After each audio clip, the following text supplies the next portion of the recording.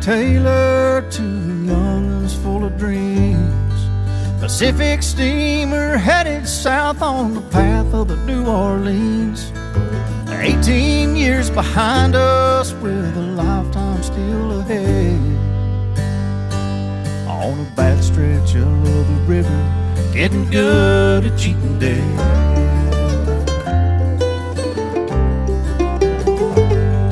The Ohio is mighty, she's ruthless and so strong.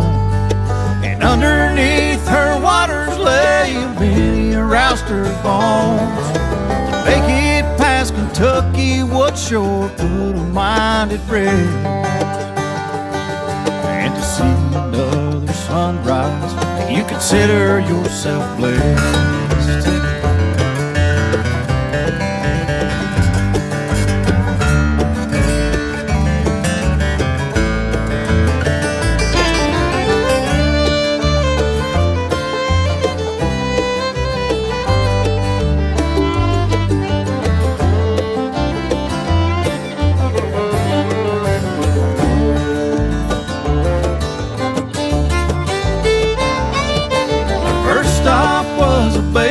Mind to drop a load of beans.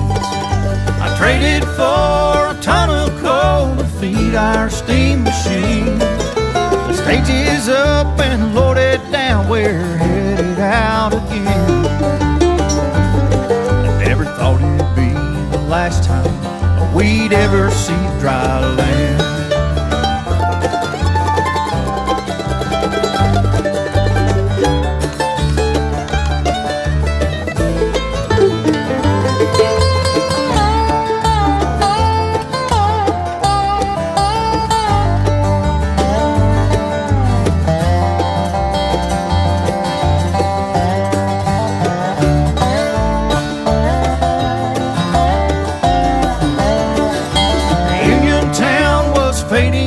In the pale light of the moon, when hell broke loose and opened up its gates in the boiler room, laying claim to everything, not a single life was spared. I heard Frankie Taylor cry as he drew his last breath there.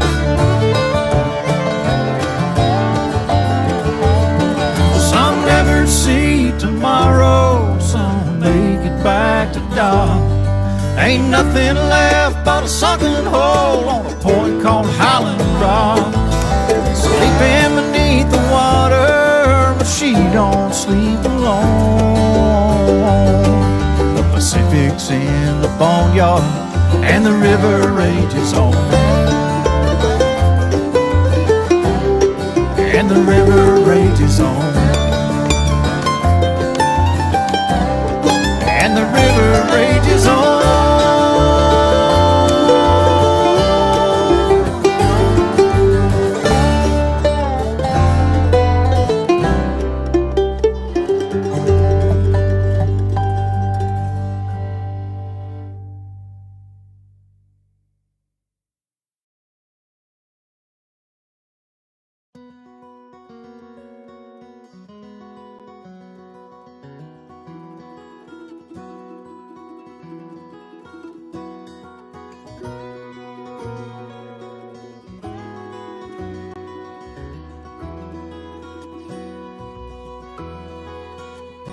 Here's to the trains I missed, the loves I lost, the bridges I burned, the rivers I never crossed. Here's to the call I didn't hear, the signs I didn't heed, the roads I couldn't take, the map that I just wouldn't read. It's a big old world, but I found my way from the hell and the hurt that led me straight to this. Here's to the trains I missed.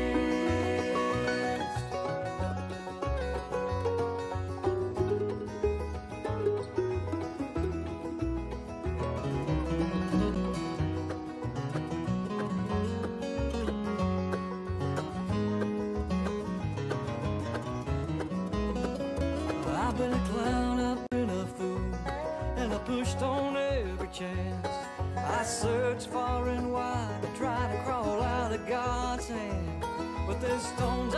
didn't throw, and hearts I didn't break, and the little hope I held on to with a silver shining thread of faith.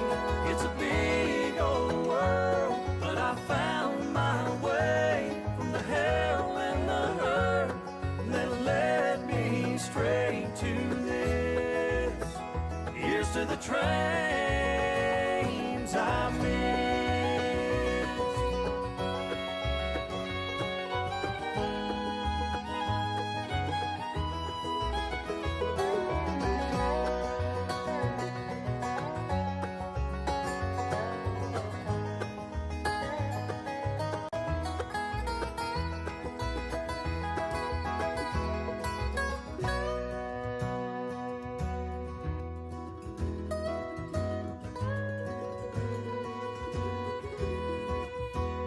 Here's to the place I found, the love I know, the earth and the sky that I call home.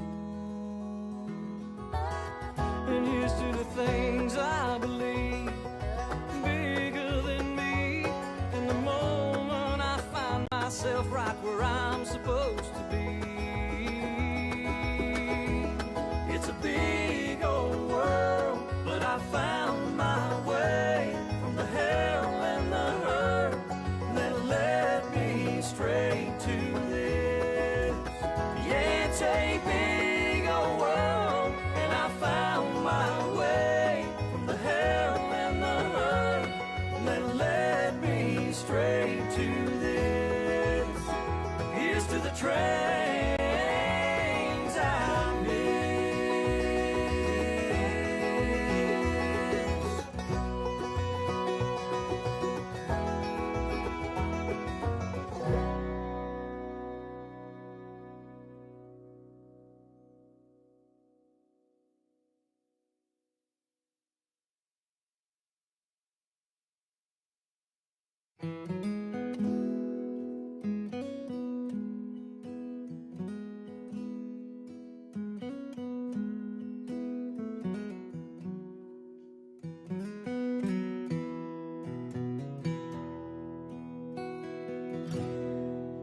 There's a sorrow in the wind blowing down the road I've been. I can hear it cry while shadows steal the sun. But I cannot look back now. I've come too far to turn around. And there's still a race ahead that I must run. I'm only halfway home. I got a journey home to where I find the things I have lost. I've come a long, long road, still I got miles to go. I've got a wide, wide river to cross.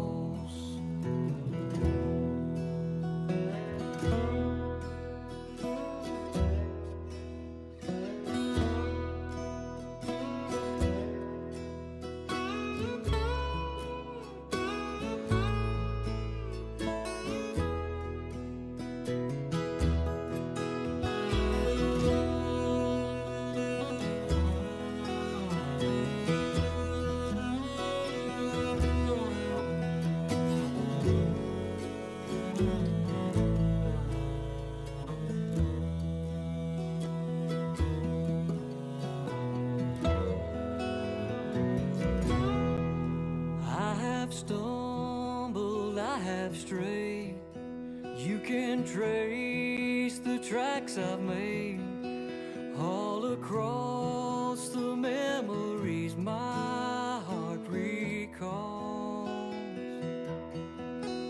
But I'm just a refugee. Won't you say a prayer for me? 'Cause sometimes even the strong soldier falls. I'm only halfway home. I got a journey home to where I'll find the things I have lost. I've come a long, long road. Still I got miles to go. I've got a wide, wide river to cross. I've come a long, long road. Still I got miles to go. I've got a wide, wide river to cross.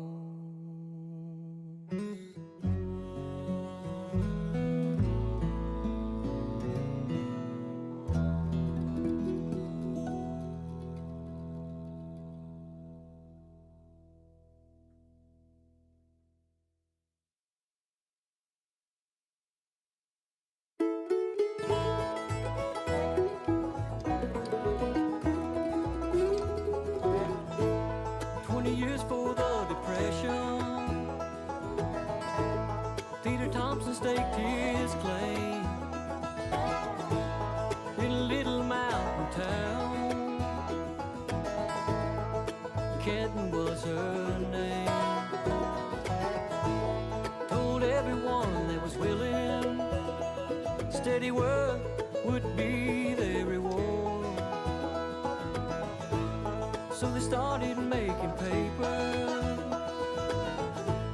where the Pigeon River fords. But this ain't just another paper town on a random riverside. She was built with blood, sweat, and tears, and a whole lot of pride. From the mountains and the farmlands, around the smokestack she has grown. This ain't just another paper town, it's the one that I call home.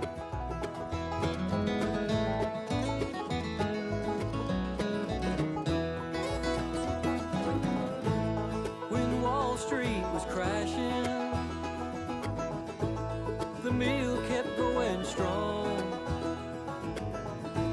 while Hitler's war was raging.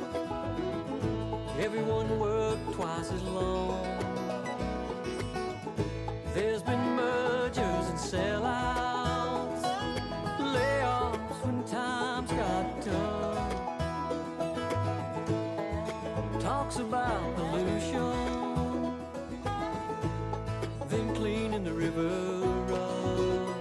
This ain't just another paper town somewhere along the tracks. She's seen her share of ups and downs and always bounces back. From the mountains and the farmlands, around the smokestack she has grown. This ain't just another paper town, it's the one that I call home.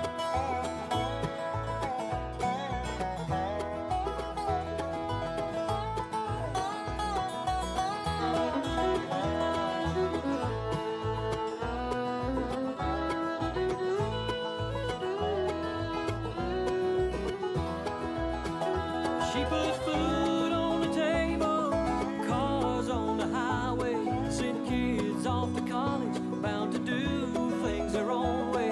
Through every generation, her influence is clear. She's taken care of young and old for over 100 years. This ain't just another paper town, it's part of who I am, molding me as a little boy so I could be a better man. From the mountains and the farmlands, around the smokestack she has grown. This ain't just another paper town, it's the one that I call home. This ain't just another paper town, it's the one that I call home.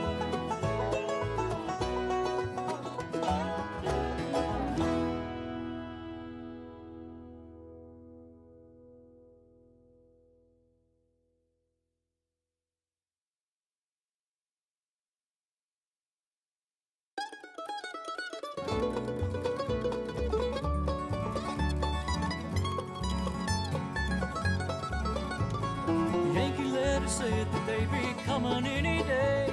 And if you planned on getting out alive, best be on our way. Our tattered gray was torn between if we should run or fight. But our southern pride swelled up inside as we dug in for the night. Then I heard a rider calling, they're coming down the road. And the fiery flash of 20-pounders started to explode. Tried our best to stop them, but our efforts were in vain. In the distance you could hear the sound of Dixie's last refrain. They're burning Georgia down, those devils dressed in blue. They took the higher.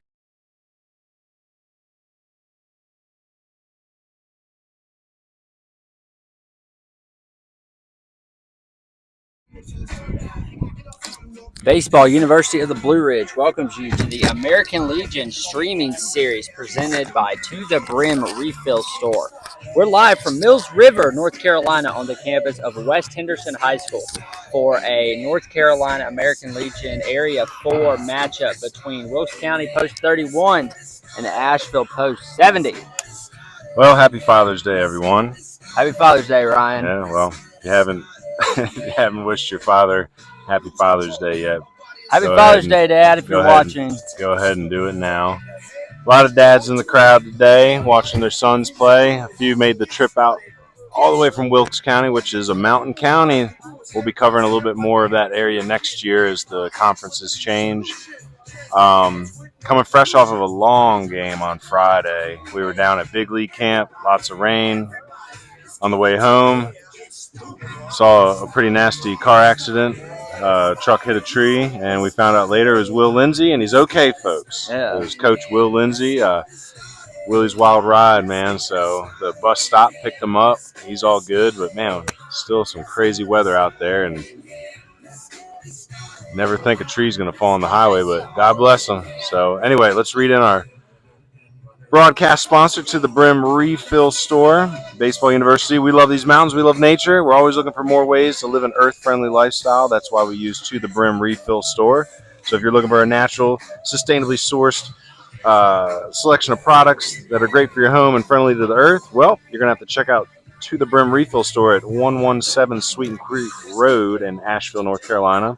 Their friendly staff will meet you and help guide you in your sustainability journey by offering a variety of products with listed ingredients so you can feel better about the laundry, cleaning, health, and beauty products that you're using on and around your family. Progress over perfection is key in everyone's journey in sustainability. So check out To the Brim Refill Store at tothe-brim-refill.com. Or check them out on Instagram or Facebook. Open Friday to Sunday, 11 to 5, and Monday, noon to 7 p.m. Well, let's hop right into the pregame show. Yeah, I want to thank our pregame sponsor. Our pregame show is brought to you by Ion Outdoors. Summer's right around the corner, and now is the time to make your dreams of a pool, patio, porch, pergola, outdoor fireplace, grill space, hardscaping, or just about anything you can dream up for your backyard come true. Ion Outdoors can turn your dream backyard space into a reality. Visit our website at ionoutdoors.com to learn more. And if you mention this ad, you'll receive $500 off any project. That's ionoutdoors.com. I want to thank them for being a longtime sponsor of Baseball University of the Blue Ridge. Sponsored our power rankings this spring in the high school season across the mountains and the foothills. Might want to show them off real quick while Ryan's discussing something next to me. Our mountains finished with a 1A and 1B, East Rutherford and TC, both winning state championships in the 2A and 4A respective leagues for the mountain power rankings. Tuscola and AC representing the third and fourth spot, followed by Asheville. Got some Asheville Cougars on this team, as well as Drone, Coach Raby's home, West North Henderson, and Pisgah. As for the foothills, North Lincoln capturing the 3A state championship. So 3 state championships in our coverage area. Big shout out to Ion Outdoors for covering and representing our power rankings this spring and sponsoring them. So they're also our pregame show sponsor. I think we're just going to dive right into it. Well, you might have heard me in the background. I was meeting one of the players there for Wilkes. It was a young man. Hold on, it's still fresh in my head. Vickers, right? That was the name. Hold on. Just trying to write this down so I remember. Braden Vickers, that's right. So anyway, it's always good, being out amongst the people. Sometimes I don't look at it as an interruption, because they came looking with questions about college recruiting. So that's what we're here for. But just to give you an idea of this Wilkes team who we're seeing tonight, we have a couple high schools that they're representing. Every single kid on this team is an underclassman, uncommitted. So it's really rare for senior post Legion. They might take some bumps and bruises this year. I think didn't we beat them, or post 70 beat them 8-0, I think, beginning of the year. But the thing is, if they play together while they're young and they learn each other and keep their heads up and look for little battles, like this could be a strong team in the future. But you have kids from Wilkes Central, North Iredell, West Wilkes, East Wilkes, Alexander Central, North Wilkes, and one from Watauga. So that's your general region that they're covering. Starting lineup, it's going to be leading off is going to be the right fielder Camden McLean. Camden is from, make sure I get all these right, he's from Alexander Central. Batting second will be Caden Oliver. He'll be in center field. Caden he's from East Wilkes. Hayden Gentry, we know Hayden well. We just saw him a couple Wednesdays ago at our Mars Hill prospect filming. He's on the bump tonight and batting third. Ryan Laws will be in the 4-hole. He's playing third base. Ryan is from North Wilkes High School. Dalton Wood, the shortstop, follows him. Dalton from East Wilkes. Braden Vickers, we just met, he's from West Wilkes, will be playing first base. Looks like he's coming back from his rehab and will be pitching next week, the lefty. Trey Mayberry playing second base. Trey from Wilkes Central. Dawson, make sure I get it, Krenz from Wilkes Central, number 8 hitter, playing left field. And then the number 9 hole, Quinn Cashwell from Watauga doing the catching. Quinn only a 28 grad, I believe, maybe a 27.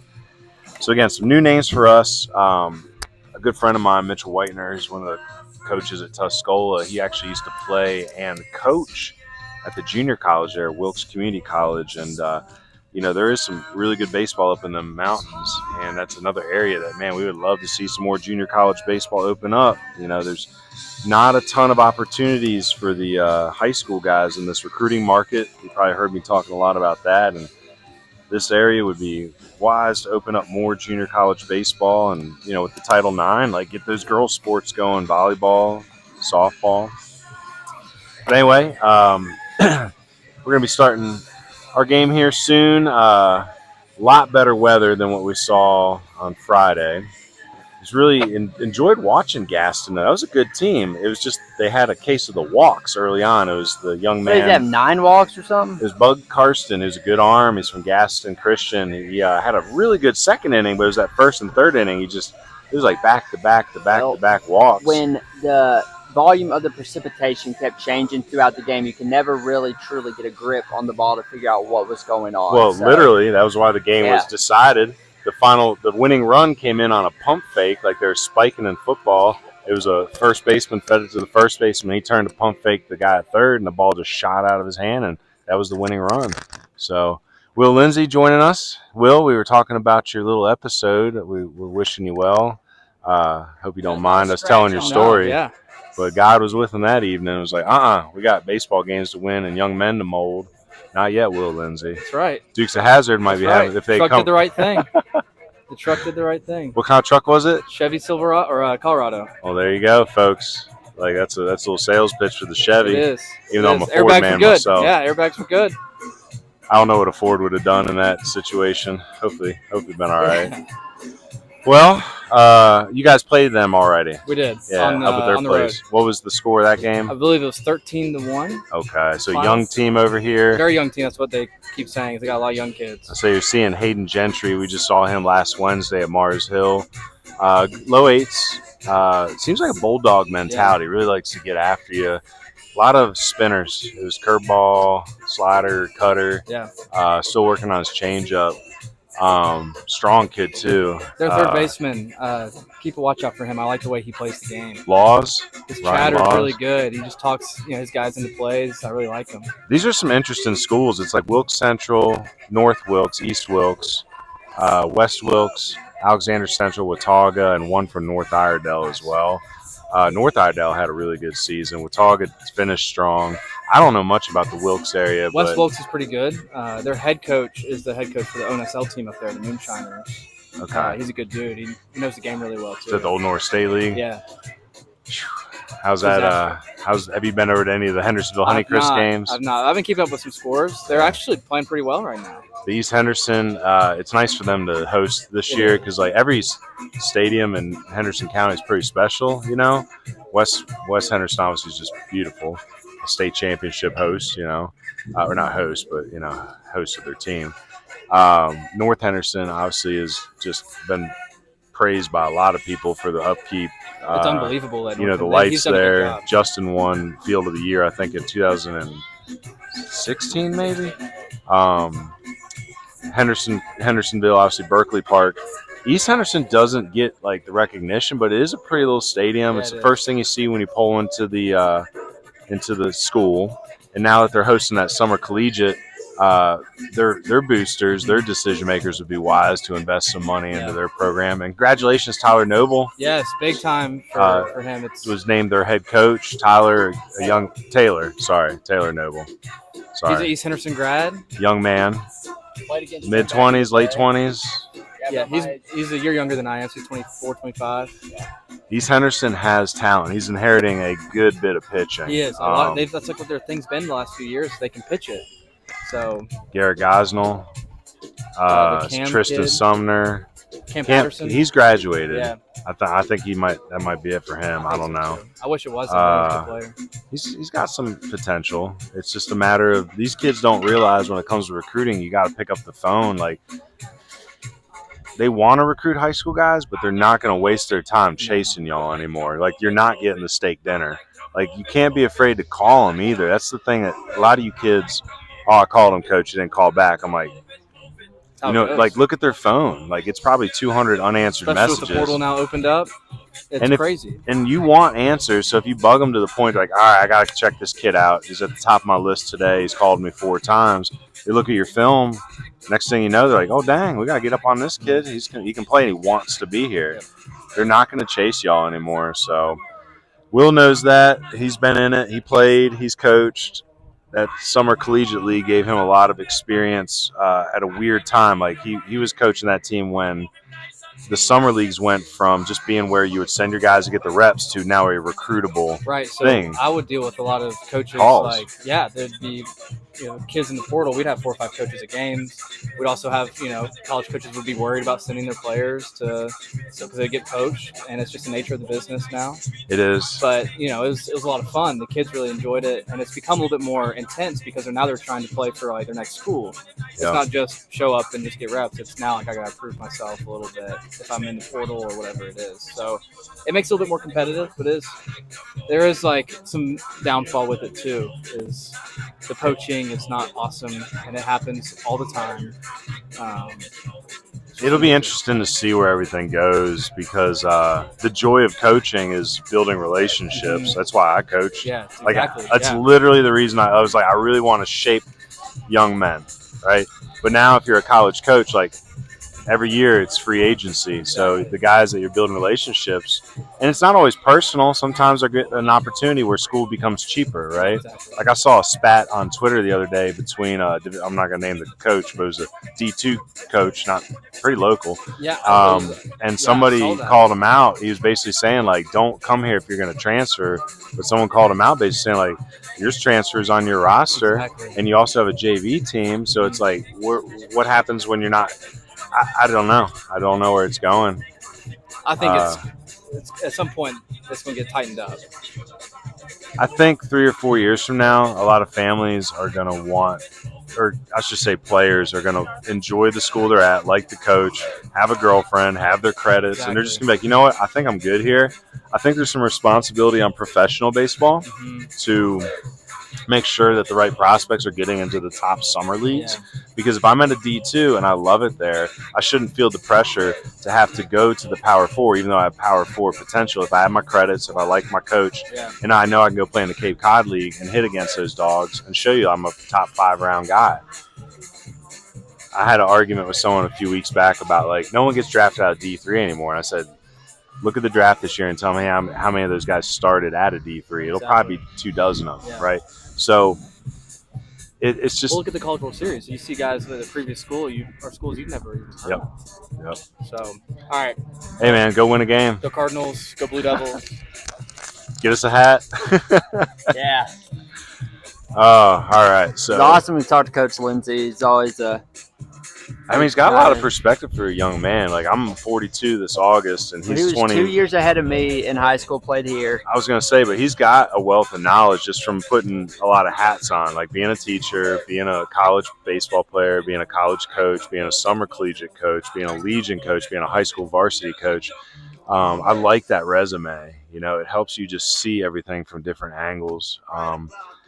Anyway, let's tell you a little bit about our sponsors today that you're going to hear about in the middle of the game. Again, we've been having fun with this. Sometimes forget one or two in the action as it happens. I don't think we, for example, our extra base hit sponsor is Rounders Hat Company. Caden Davison hit a nuke the other night. I don't think we mentioned it because I was giddy and jumping around and happy, right? So anyway, extra base hits. Every time we get one, you're going to hear about Rounders Hat Company. Again, visit roundershatcompany.com. Check out the selection and customize your order today. Changing that snapback hat game one rounder at a time. As for our glove work sponsor, BH Granning Landscapes Incorporated. Anytime you see a great play, flash in the glove, flash in the leather. Tonight's glove work is proudly sponsored by BH Granning Landscapes Incorporated, mountain grown and locally known, and celebrating 20 years of service this year across Asheville and Western North Carolina. From athletic fields to outdoor living spaces, they build a reputation for quality landscape design, construction, and maintenance. Big thank you to BH Granning Landscapes for helping shape the places we play, cheer, and grow on and off the field. Well, we heard this one a lot the other night because there was a combined 40,000 walks on that Friday game. So Mound Visit sponsors Jackson Medical Associates. From checkups to specialized treatments, Jackson Medical Associates offers a healthcare experience centered on comfort and trust. At Jackson Medical, individuals and families have access to primary care, urgent care, pediatric services, and focused women's health and endocrinology support, all in the heart of Sylva, North Carolina. Their team prioritizes your peace of mind with care plans designed to address immediate concerns and support lasting wellness. Reach out to Jackson Medical Associates to discover how they can help be a resource for your family's health at every step. As for our College Strike 3 sponsor, anytime someone paints the corner, brought to you by Burlap Painting. Burlap Painting, proud to sponsor coverage of American Legion Baseball. Our goal at Burlap Painting is to exceed the expectations of our clients and allow their buildings to show their best. Whether painting your interior, exterior, or pressure washing your home or deck, all Burlap Painting craftsmen are experienced painters trained in advanced application techniques, technical expertise, and rigorous safety programs, specializing in residential painting and commercial painting services throughout the Hendersonville, Fillmore, Forest, and Brevard region. Big thank you to Burlap Painting for being our College Strike 3 sponsor. And lastly, we've been hearing this one a lot thanks to JoJo Brown, but the stolen base sponsor, Carolina Pack and Go. Carolina Pack and Go is a proud sponsor of our coverage of American Legion Baseball, and they are also very committed to providing the best quality moving services to residents of Hendersonville, North Carolina, and the surrounding areas. Carolina Pack and Go, their team of professional movers are equipped and highly trained in order to transport your belongings from one location to the next in a timely manner. We'll take care of the packing, moving, and even transporting your vehicles. Our mission is to help simplify your moving experience, I should say their mission, and take a load of stress off your shoulders. Let's get started. Contact Carolina Pack and Go today for top-notch moving services. Always a fan of Carolina Pack and Go. I'll tell you who I'm not a fan of, the Mayflower Moving Services. Being a Baltimore Colt, Baltimorean, you got those flashbacks when you hear about moving vans, moving trucks. That was something. I was too young. I was very young. I must have been 4 years old, I think, when the Colts left Baltimore. But you hear about it from all the old timers, and it was like people refused to use the Mayflower moving trucks. So definitely use Carolina Pack and Go. Well, coaches meeting at the home plate. Didn't catch the names of the umpires for this game. Our umpire crew last game was an interesting group of individuals. Had a good time with them, but I think the managers were a little frustrated. I know Coach Paysauer had a lot to say. Good afternoon and welcome to the campus of West Henderson High School. But, you know, we got to support our umpires. We got to try to circle back at the end and just say, hey, man, this is – I mean, I remember doing that at the end of games, like going up to – especially ones that were young or just getting started and just being like, hey, look, next time, like this, you got to get – you know, I don't care if the call is wrong. Just bang, give me the call and give me it loud and be confident, you know. There's a lot of advice that we can be passing on to try to help the umpires as well instead of just giving them a hard time. And, you know, this ain't MLB where we have the umpire scorecards available either. So again, this Wilkes County Post, I think, has just recently started again. Young team, taking some bruises a little bit. Did you get a record on them? I got a record. I got the standings right here as of yesterday. Ooh. So shout out to CarolinaSportsHub.com for keeping track of this for us. I think I don't know where exactly they're out of, because you look here and it's Cleveland, Gaston, and Lincoln County schools being mentioned. So definitely Foothill. Whoever this guy is, if you know who runs CarolinaSportsHub.com, get with us. We appreciate you guys. Maybe we can work something out where we can do some content together. But he's got the Legion update standings. So we got West Wilkes is 2-6 in conference, 5-9 in overall. the Area 4 region, and 5-9 overall. So they are last in the region, but still got a better record than some of the other ones. Played a lot more games so far, 14 games. No, we've only played 7 games. They played double the games already. So Shelby in first. I guess they have the tiebreaker since they beat Asheville past Wednesday. Cherryville's going to be strong. I know Asheville beat them at home a couple weeks ago, but they were missing those North Lincoln and a few East Rutherford boys. I was impressed with Gaston. Looks like Gaston and Rutherford didn't have a lot of out-of-conference games. They just kind of jumped right into the regular season. Same with Caldwell, looks like. So Caldwell, Burke, Hickory, Wilkes, Rutherford, Gastonia. Well, I know there was some tournaments going on here. And if you can see within the schedule, you've got the June Classic, which looks like Shelby played Wayne County and Wheeling, West Virginia. And Cherryville's also in that classic, playing Columbia, Tennessee, and Anderson, South Carolina, where Coach Lindsay went to school. So a lot of different tournaments. We're going to be on the road a little bit next week. We got national anthem or our pledge? We got our sportsmanship. Please stand for the prayer, sportsmanship, which will be followed by the national anthem.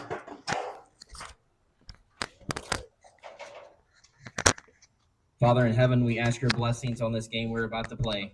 Give each one the courage to play this game in a manner by which our words and our actions is pleasing to you. We pray for safe travels for both teams once the game is over. In Jesus' name I pray, amen.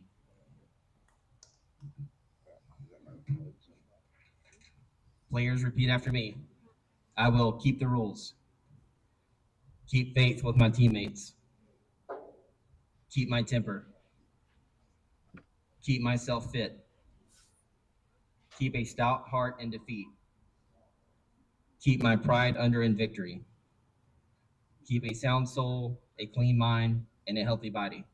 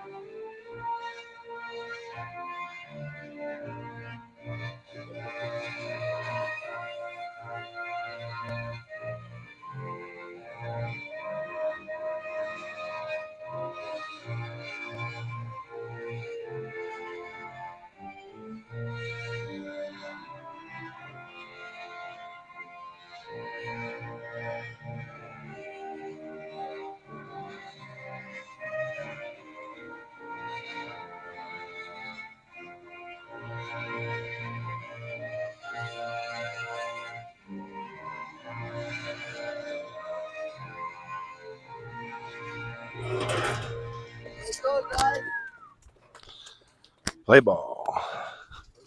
Well, again, happy Father's Day. If you're joining us, hopefully you're watching the game with your dad. Again, baseball, pretty good father-son activity. Not for everybody. Doesn't have to be, but having a good catch with the old man. Where'd you all play catch down in that yard of yours?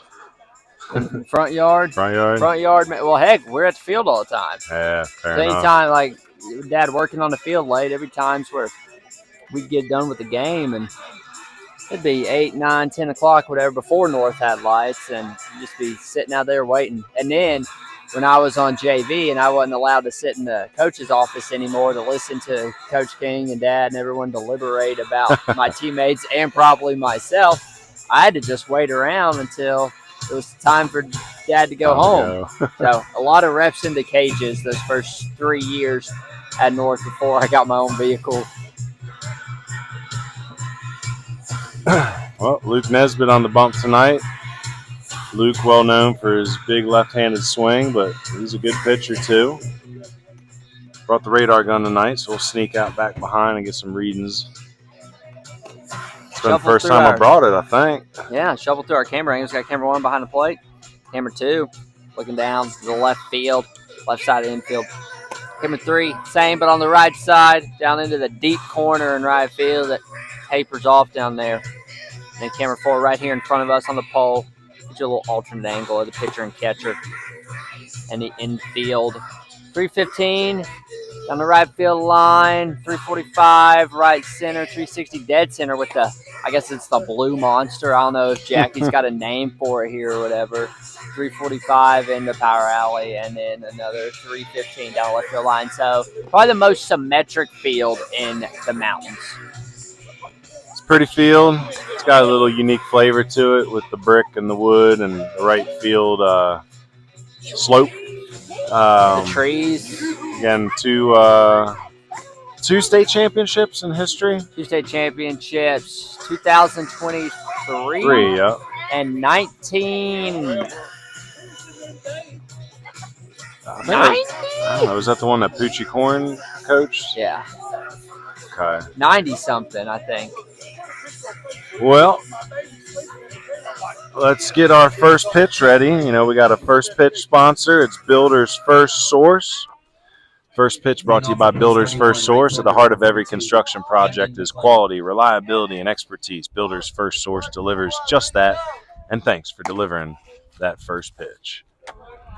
Drove past Builder's First Source today. Got me thinking about all the construction projects I got to work on around the homestead. Trying to build a turkey house right now. Should say my wife is trying to build a turkey house. And oh boy, if we haven't learned our lesson yet, 3 times. get back into the dugout. Third boys. time.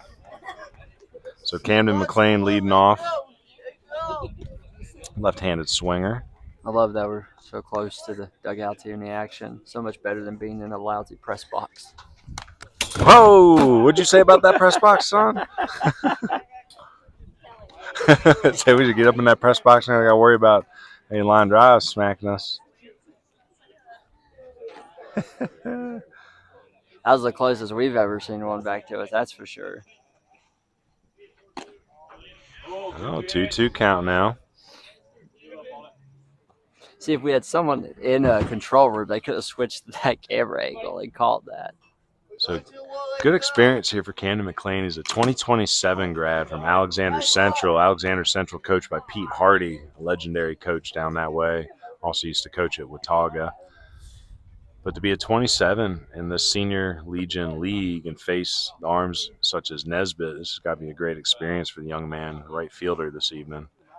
And that is a great pitch, dotted up on the corner. And you know what that means, folks. Every time we paint that corner, it's painted with burlap painting. So Luke Nesbitt painting the corners there. Say burlap painting for all your residential and commercial needs in the Western North Carolina region. So now batting is Caden Oliver. Caden, a 26 from East Wilkes High School. Holds up on the curveball there, ball 1. got some chat activity talking about Carolina Sports Hub, run by Richard Walker. Used to work for the Gaston Gazette. Oh, yeah. Or maybe he still does. Richard Walker, I tag him a lot when we're doing games down that way. Yeah, he's a good sports voice down that way. I haven't met him yet, but I've heard good things. Well, he seems to be doing great work with the website, so I appreciate him. As we got a swing and a miss for strike one. That's from Jonathan Hall, longtime watcher. He's also asking, do you still think American Legion dies or stays where it is, or do you think it grows? I think this is the window. This is what I was talking to Coach Passauer about the other day. And the reason we're doing this year is we think the window is open. I think Showcase is dead. I think college coaches are telling you that players are better athletically than they've ever been, but they're not good baseball players. Another painting of the corners there. Again, that strikeout by Luke Nesbitt brought to you by Burlett Painting. Now batting pitcher number 50, but I think Hayden Gentry. It's an economic thing. I think nationwide, like the macroeconomics of everything is families are holding on to their dollar. The return on Showcase baseball for competition may still be strong, but for recruitment, it is not. And I think the main I feel like and again, everything is relative, but your best tool is to have a good baseball circle. Who are your baseball coaches, references, scouts, people around you that can help you put together a realistic list and reach out to realistic schools. I think playing Legion baseball, it's like you're back on the bus, you're eating meals with the team, it's community driven, you're representing an area. That's exactly what college is. It's, that high school to college jump. I think Legion is the perfect step ladder. And I think with Junior Legion, I think if we can, a lot of these Legionnaires are willing to, front the buck. Another strikeout, strikes out the side. Luke Nesbitt. Excellent work by the young man. But to finish my thought real quick, with Junior Legion and the Legionnaires willing to front the bill on a lot of these ideas, I think that, you can think outside the box with Legion, keep them together and play against JUCOs in the fall. Put together barnstorming teams and go travel to play at college campuses. So yes, I think it's going to thrive, and it's only going to thrive if we all work together on it. Anyway, heading into the bottom of the first, we're going to introduce our home team lineup sponsor. Well, the home team, just like you want a perfect dream home, you want the perfect home team lineup.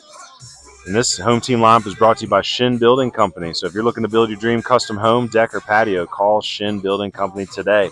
Just remember, a person's character directly determines the quality of their work. That's what Shin says. And we have some great character running up and down this lineup of Coach Deckers this evening. Some familiar names, but a couple changes. Leading off is going to be JoJo Brown. Batting second is going to be Colt Nelson. Actually, let me pull this up, make sure I get the positions right too. So JoJo leading off playing center field, and Colt is at shortstop tonight. He's been playing a lot of third, but gets back to his comfortable spot. We got a bunch of shortstops on this team. So batting third is Evan Connor. He'll be doing the catching again. Behind him, Caden Davidson, coming off of a big old bomb on Friday. Micah Simpson in the 5-hole doing the DH for the pitcher, Nesbitt. Batting six is Hayes Hillier, who's in right field. Jackson Pavone in left. Reagan Smith follows in the 8-hole at the second base cornerstone. And batting ninth is Tay Trantham playing third base. So that's your home team lineup tonight. And the starting pitcher for Wilkes County, the Flashers, is going to be Hayden Gentry. Again, Hayden, quick scouting report on him. He's got good spin. We did notice that on the TrackMan.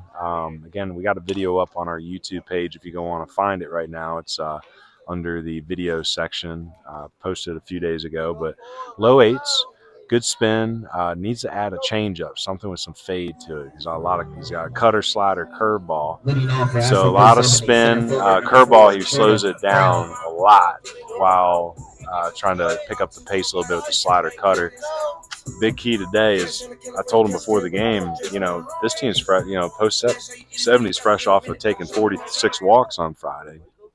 Might as well just attack and see what happens. Get the bats going early, then you can try to mess with their timing. That's always the key when it comes to facing a good lineup, is messing up the timing. There's a strike.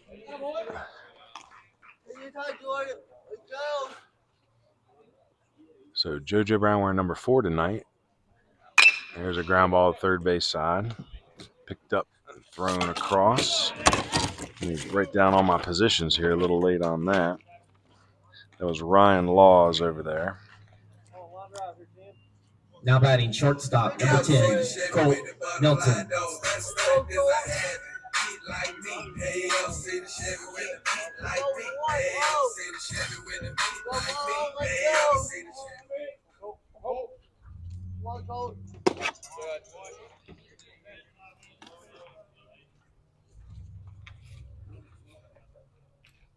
All right.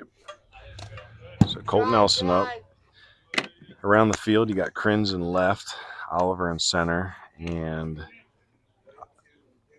McLean in right. And the infield is Laws there at third, Wood at short, Mayberry at second, and Vickers at first. Gentry doing the pitching with Cashwell behind the plate. Ooh, got close to the camera there. One of these days, it's going to happen. Not today. How many games are we in combined with Got to be like 35 or something like that. This might be the 35th. 31 with the scrimmage, and then, well, you're attacking the hitters. Plan isn't going to fruition as we got a lead-off walk. No, it's ground. JoJo Brown ground out to third. Excuse me. Number 12. But I will say this. This is that whole thing I was talking about with the changeup. You know, as a right-handed pitcher, you're going to need a changeup or something with a little fade or drop to try to attack those good left-handed batters. I'm not saying the spinner can't be effective, but you know what you're looking for. You know what I mean? You know it's going to be middle or something coming in on you. And if you can work those tunnels with something with some fade, that's where that slider, you know, throw it on their back foot, something like that can come back into play. Colt Nelson, decent secondary lead. Slides back on the fake throw. So he's trying to get all his hardware taken care of there in mid The lead. mitts and the whole shebang. There goes Nelson. That pitch is behind Connor, so that'll be a stolen base with no attempt.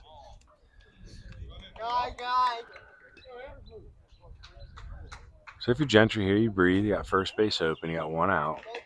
Try to get strike one right here. Even up this count.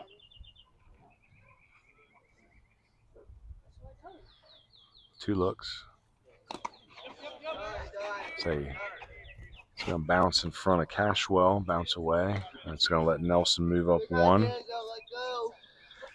I think the big thing here is when you move to your slide step early in the game, trying to get your timing right. So something pitchers need to do if they're going to be a slide step, they got to make sure they're working on that in the bullpen a little bit, make sure they're mixing that in when they come out for each inning. Just make sure that their hips got the timing. That ball's going to get away and let Nelson in. So Evan Connor down to first base on the walk, but Colt Nelson in on the wild pitch to score the first run of this game. See if Evan's running for himself here. Nope, we're going to have a pinch runner. First baseman, number 20, Caden Davidson. Carson Wallace going to be the courtesy runner for Evan. And that brings Mr. Boomstick up. Caden Davidson. First base, number 2, Carson Wallace.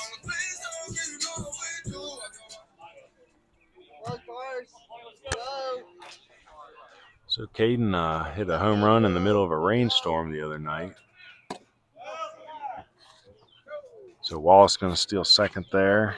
So that stolen base brought to you by Carolina Pack and Go. We definitely missed the first one. Yes, we did. So for all your moving needs, if you need to get up and go, much like Carson Wallace did there, go with Carolina Pack and Go. So another runner in scoring position. Ooh, that curveball goes behind Caden. It's a young catcher, and I think it might be a 28 grad. So he's getting his reps in for sure. I don't know if West Wilkes has a junior legion, or excuse me, if Wilkes County has a junior legion program or not. So Wallace off from second. That ball is going to pop in and out of the glove. So that one's going to be a pass ball. So a lot of action on the base pass early. Say the pitcher and catcher battery here got to tighten up a little bit. So 2-1 count. Say Davidson will be looking for his pitch here. Grounds to short, picked up by whoop. That ball's booted by Wood, and that's gonna be an unearned run. As Wallace in on the E6. Now batting, designated hitter, number 15, Micah Simpson. So not the first inning that Wilkes was hoping for. A couple errors, some wild pitches, pass balls, some walks. So Gentry's got to get back in that zone. Got in the zone there, but Micah Simpson did not miss it. Hits it hard. Nice play by Oliver to cut it off before it hits the wall. They're going to send Davison. Throw comes in. Is there going to be a play? Does he get him on the swipe? He does. So does not slide, and he is out at home. So it is a 8 to 4. There's a black Ford Exposition with their lights on, parked up top. A black Ford Exposition. So 8 to 4. So 8 to 4 to 2 is the put out there on Davidson. It's going to be a double for Micah Simpson. So a little bit of luck there for Wilkes, and they needed it with a 1-0 deficit. So being aggressive early at third base. Will Lindsay with the send. Davison dives there, maybe. Say got him on the swipe tag there. Make yourself a Superman dive. Yeah. So that throw kind of came in slow motion there, had a little hump to it, but got him on the swipe. He went to the outside to try to avoid, but again, I don't know. He might have me either way. Yeah. I mean, you got to get dirty there. So Hayes Hillier now, 2-1 count. Say Hillier's been having a productive season, seems to produce every time he's out there. He had that play on Friday where I think it was the pickoff attempt on him at first. The ball went down in the right field, and he went all the way to third, and then that ball bounced away from the third baseman, and then he made the 270-foot dash all the way around from first to score. 3-1 here. I'd like to get one more run in here. And they might. Oh, no. So Hillier hits it solid, but right into the glove of Laws at third. So LO5 ends the inning. 1 run on 1 hit, 1 error for Asheville Post. Actually, is it 2 runs in? It's 2 in. Correction, yeah. 2 runs. Yep. The score after 1 inning, Asheville Post 72. So I misspoke on that, too, 20. looking at the scoreboard, so I apologize. Go ahead, Hunter. Well, stay connected to Baseball University of the Blue Ridge across all the platforms. Like and subscribe on YouTube at In honor of Father's Day, Alan, just been told free hot dogs for all fathers. University WNC. Like us on Facebook at Baseball University of the Blue Ridge. And follow us on X, formerly known as Twitter and Instagram at BB University WNC. And check out the website, www.baseballu.org. Good old social media.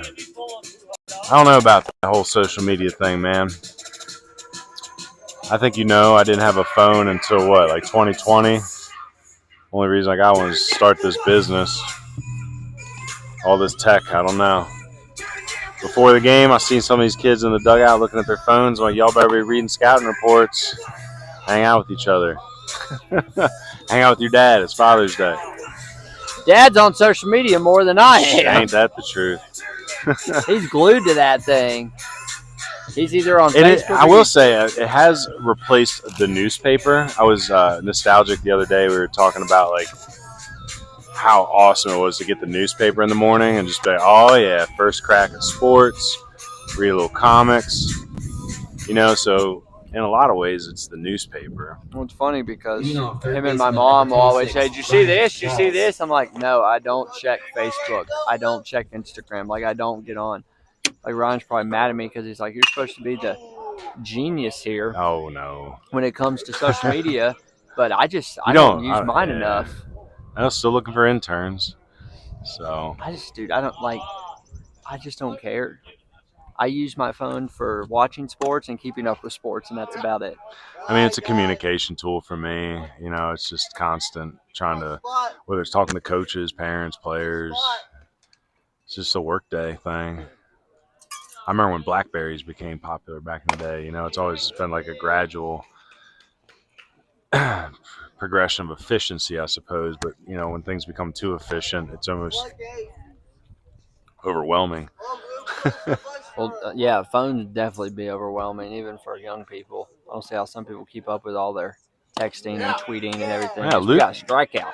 Luke Nesbitt has nothing but K's so far. Looking Now to batting, shortstop, swinging. number 99, Dalton Wood. Let's bring Wood up to the plate.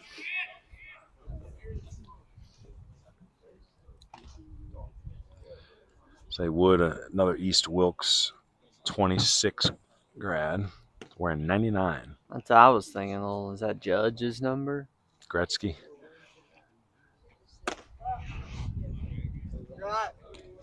I'll say, gave him the strike call there. Looked a little high, but obviously no complaints from the home team crowd. See, the good thing about phones is that you can see when trades happen. So Devers going to These the aren't Giants. even phones. These are computers with Yeah. phone applications.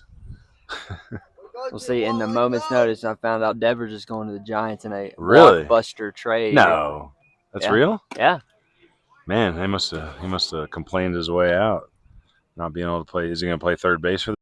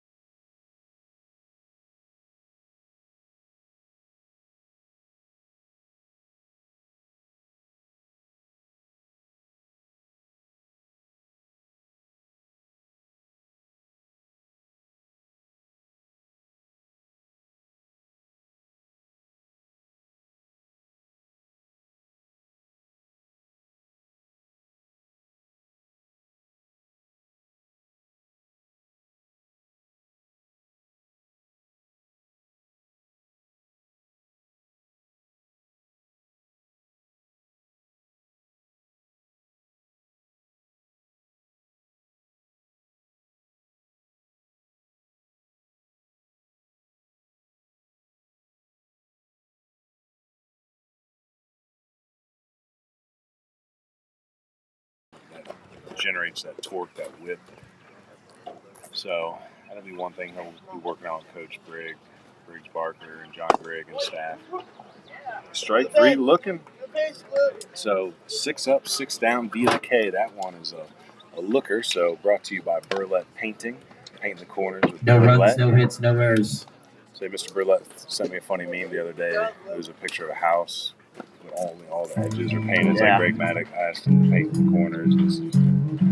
I asked him to paint my house, and all I did was paint the corners. Yep. So, I've seen that one. I love that one.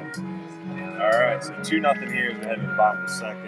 It's going to be Jackson Pavone, Reagan Smith, Where it began, that 7-8-9 hole before we get to the I top. can't begin to know. Back out for a second inning is Hayden Gentry. Then I know it's cruel. And ran into a little trouble in the first inning, 2 walks at the E6. Was Another great rain, throw from Oliver in center field to and nail spring Pete Dixon became at the plate. summer. A nice snag by Law. Would It's a have long ride believed by it Hilliard. So come to have it only be 2, we're fairly lucky. So we Hey, got to take man. advantage of that. Have a clean inning here with the bottom of the lineup. touching Jensen's got to go after these guys. The other 8 got to catch the ball for him. touching me. Speaking of Red Sox, making a trade, we got this awful song playing. But we will probably get YouTube flagged now. Oh, definitely. Speaking of songs, I want to thank Balsam Range for being the official music of the American Legion streaming series. It's a nice little twist to it. I like having that aspect to it. How's it going, sir? Cecil Davidson in the house. Leading How off you for feeling post about 7 life? in the Pretty bottom of the good? second. Knowing Left you're hander, a big number part of 11, the Jackson. TC Robertson State Championship 3-peat. All that youth baseball work back in the day. Yeah, but you know it takes years and years and years to build that kind of mentality. We tried to get the Head Needle Yellow Jacket team going, copy y'all. But I can't tell everybody, you got to get a feeder program and have control of your players. Start them young. Make them buy in. Parents got to buy into. Absolutely. Happy Father's Day. That's Father's Day to everybody. You doing all right? They get you a tie? Hey, Father. Jackson Pavone takes the ball outside, 2-1. 1-2. Jackson heading off to NC West Center. D3 Oh, powerhouse. He ate it. Oh, I'm sure he did. Gentry delivers on the 1-2, misses low. Man, how about Luke Nesbitt right now? Definitely making a bid for gritty pitcher of the game. And Poppy's handcrafted popcorn player of the game. We'll get all the accolades. Yeah, thank you to Poppy's. So many good flavors. I will say, as much as I've been dogging on Instagram, and I don't really understand it, I do enjoy when the Poppy's threads come through because they're always like showing off the new flavors. I'm like, man, Now batting, second really baseman, are, like, number popcorn 13, geniuses. Reagan anything, Smith. Like, anything you think of, spicy, salty. Was it the money that made me accept? Sweet. Poppy's has got it. Oh, Reagan Smith with a missile. Pavone was already in action. Axton Jackson makes it to third, and that ball's going to scoot over into the dugout. Smith is going to move up one, bounces off, so not out of play. So single for Reagan. Excellent job by Pavone. Now batting, third baseman, number 3, Cade Trantham. Exit velo, grab the track man, any guesses? I'm saying 99. I was in 95. Speaking of exit velos, I've been looking through the exit velos on the hitters from the Got spoiled prospect there. filming at Mars Hill, and some good ones. Like, we're using good baseballs, brought out the fresh 1030s and some 1010s. Let's see, Jake Blanton has some good ones. Dylan Kleinek, climb to the 90s.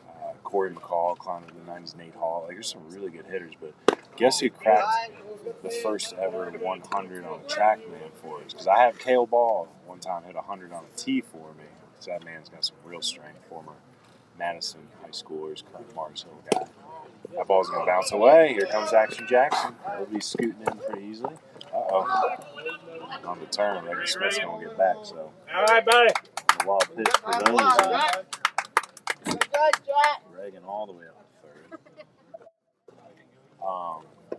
I had to see the roster of everyone who was there. I can't remember all 28 of You them? got to remember, there's one particular player who just had a monster BP.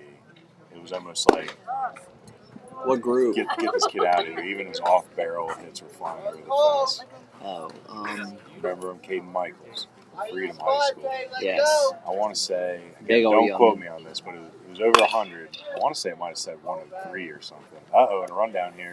So a little pickle. Throw comes in late. Oh, so Reagan Smith, Superman saw his cash flow.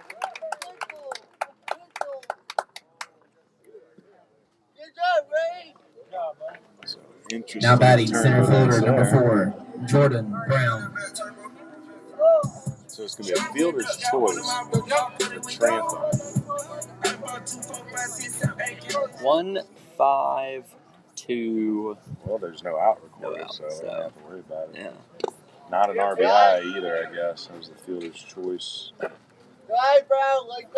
So here's the kicker. All the runs I've scored so far. Unearned. Actually, no. Yes. Wait. Yes, they've been on there. Wild pitch, Cole Nelson scored. Wallace running for Connor scored on the E6. Pavone scores on the wild pitch. Reagan scores on the Smith scores on the fielder's choice. So yes, all 4 runs. Not I don't know if that one's technically. That ball's going to bounce away, and that's going to allow Trantham to scoot in.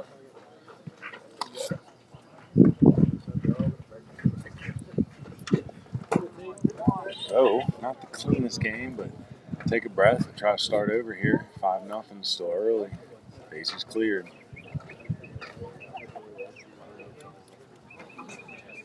So Trantham, good job getting all the way to second on that fielder's choice. Move up on the pass ball. Moves up on the pass ball. So just base running, not lacking here from our Cardinals. JoJo Brown's going to flip one just foul. Bricks. Good pursuit over there by Vickers.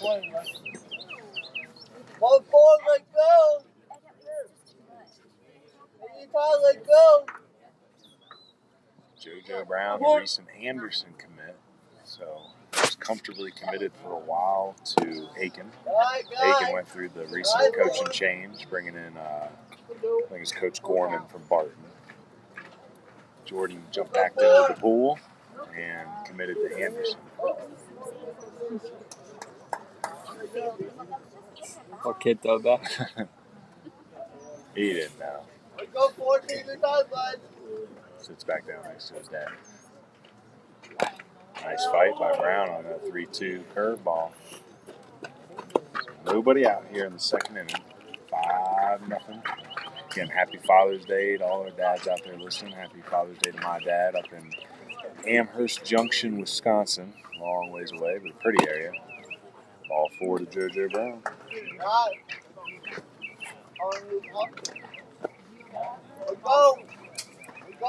Now batting for 070, shortstop, number 10. One thing we know about these Cardinals, they are going to make you work your way into the zone. Like, they are not chasing. They're not chasing, they advance, they play sound, fundamental baseball. And on top of that, they got great power. I'm also wondering if this is one of those situations if, the Cardinals tack another 1 or 2 on here, if Coach Decker doesn't go to his bullpen, just try to figure out what does he have, keep his arms fresh. Again, Micah Simpson, the DH role tonight, he's doing a good job of spreading out the innings, spreading out the starts, the relief innings. Stolen base there by JoJo Brown. We're used to that by now. And again, that stolen base brought to you by Carolina Pack and Go. Sometimes you got to move. New job. Maybe you just got married, get a new house or something, starting a family. Move back home from school. Yep. And sometimes you just got to get up and go, just like JoJo Brown did right there. And move me. Carolina Pack and Go.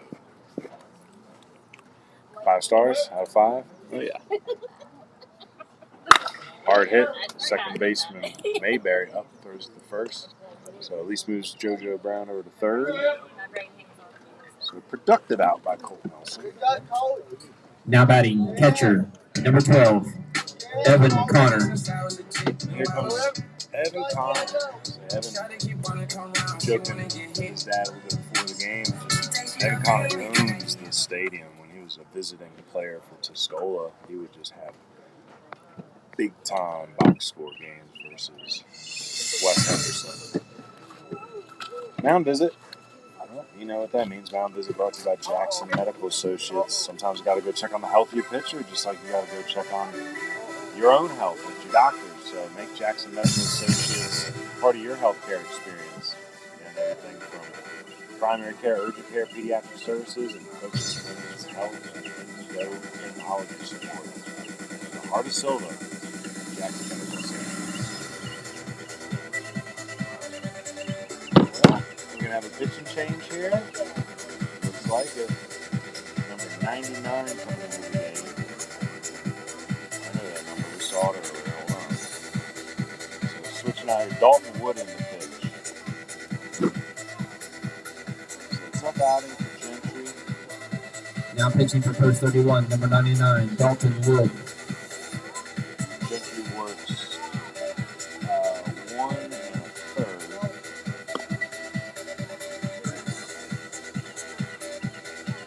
Walks 1, 2, 3, 4. And allows, let's see, the double to Simpson, the single to Smith. So only the 2 hits. Now the runs, that's what gets a little hairy. how many of those are earned.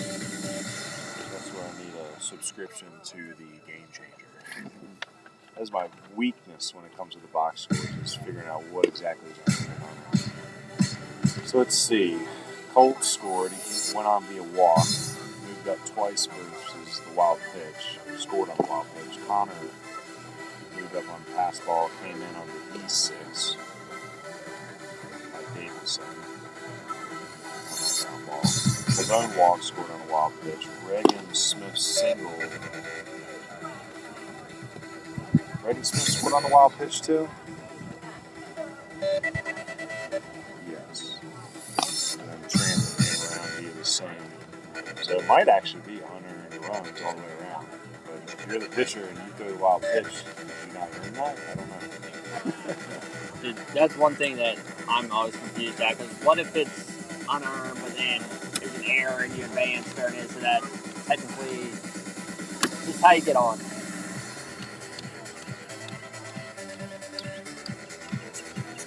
I think my kids went out today and bought me something. They wouldn't let me know what it is. So I'm wondering what it'll be when I get home. Some sort of Father's Day gift. You know, you get your dad anything? Maybe pick him up and throw it on the way home. Yeah, we'll see.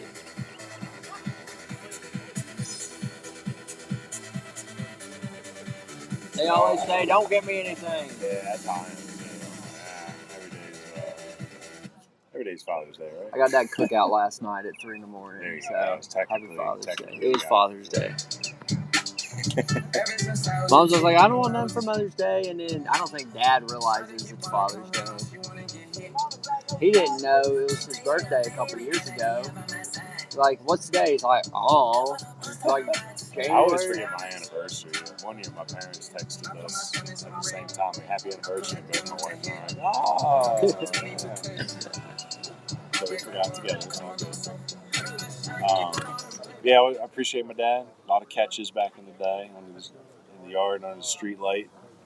You know, like that twilight street light. Some sandlot action. Lot of fungos in the bumpy grass yard.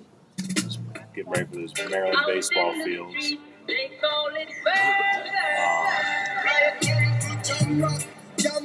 Went up to visit the folks back for the first time in a long time, back in September. You know, we homestead, we got everything going on, so we usually come down here once or twice a year to Airbnb and hang out with family. We went out for the first time in a long time, and it was the first time in 10 years to Wisconsin. And you know what happened on that trip? Dang hurricane. So it was one of the most surreal situations of my life. You know, the only time we ever leave home is when a dang hurricane comes to the mountains. And, you know, not nearly as stressful for those that were back home during that, but a wild time. Nice little spot up there in Wisconsin on Sunset Lake. The deer hunting up there, cold weather. Never been to Wisconsin. People like the Badgers. Green Bay Packers, go Packers. Where'd that go? Well, got some kind of delay here for the catcher. I think Contact? I think the catcher's had to change it out. So now here we go with 1 out. Evan Connor to the plate.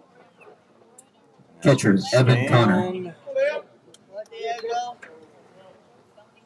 Nobody on? Nope, we got JoJo Brown down at third base.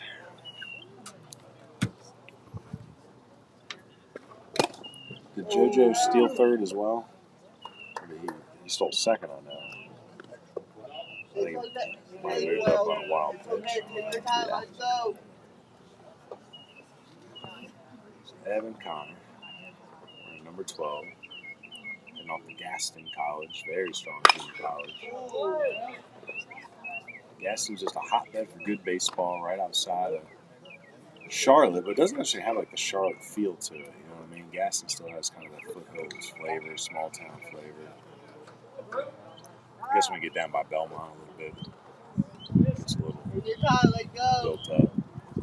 It's got its own thing. We played down at with Gaston one year during the playoffs, and it just felt kind of like not really like a suburb of Charlotte. Swing and drive, did he? We're going to see the numbers on Oliver back there. That ball's off of the wall and a bounce.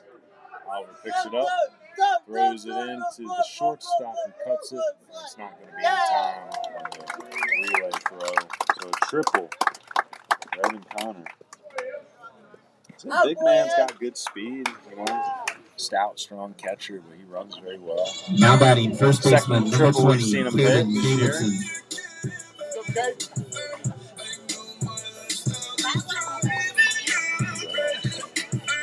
That's just because of the Stream.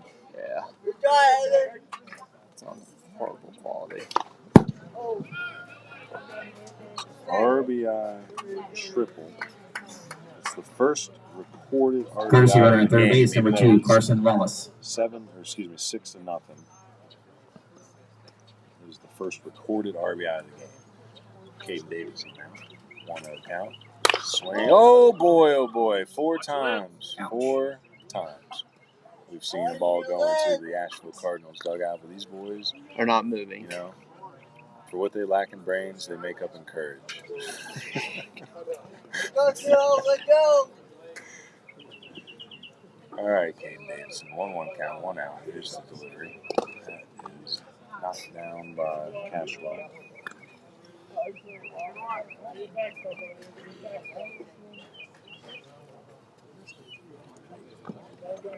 So definitely a young Wilkes team, post 31. Getting their knocks. Bruises in a little bit. There's a bruiser. Oh, mo. That ball is gone into the trees. Caden Davidson. 2-run home run, Caden Davidson. 2 RBIs in there.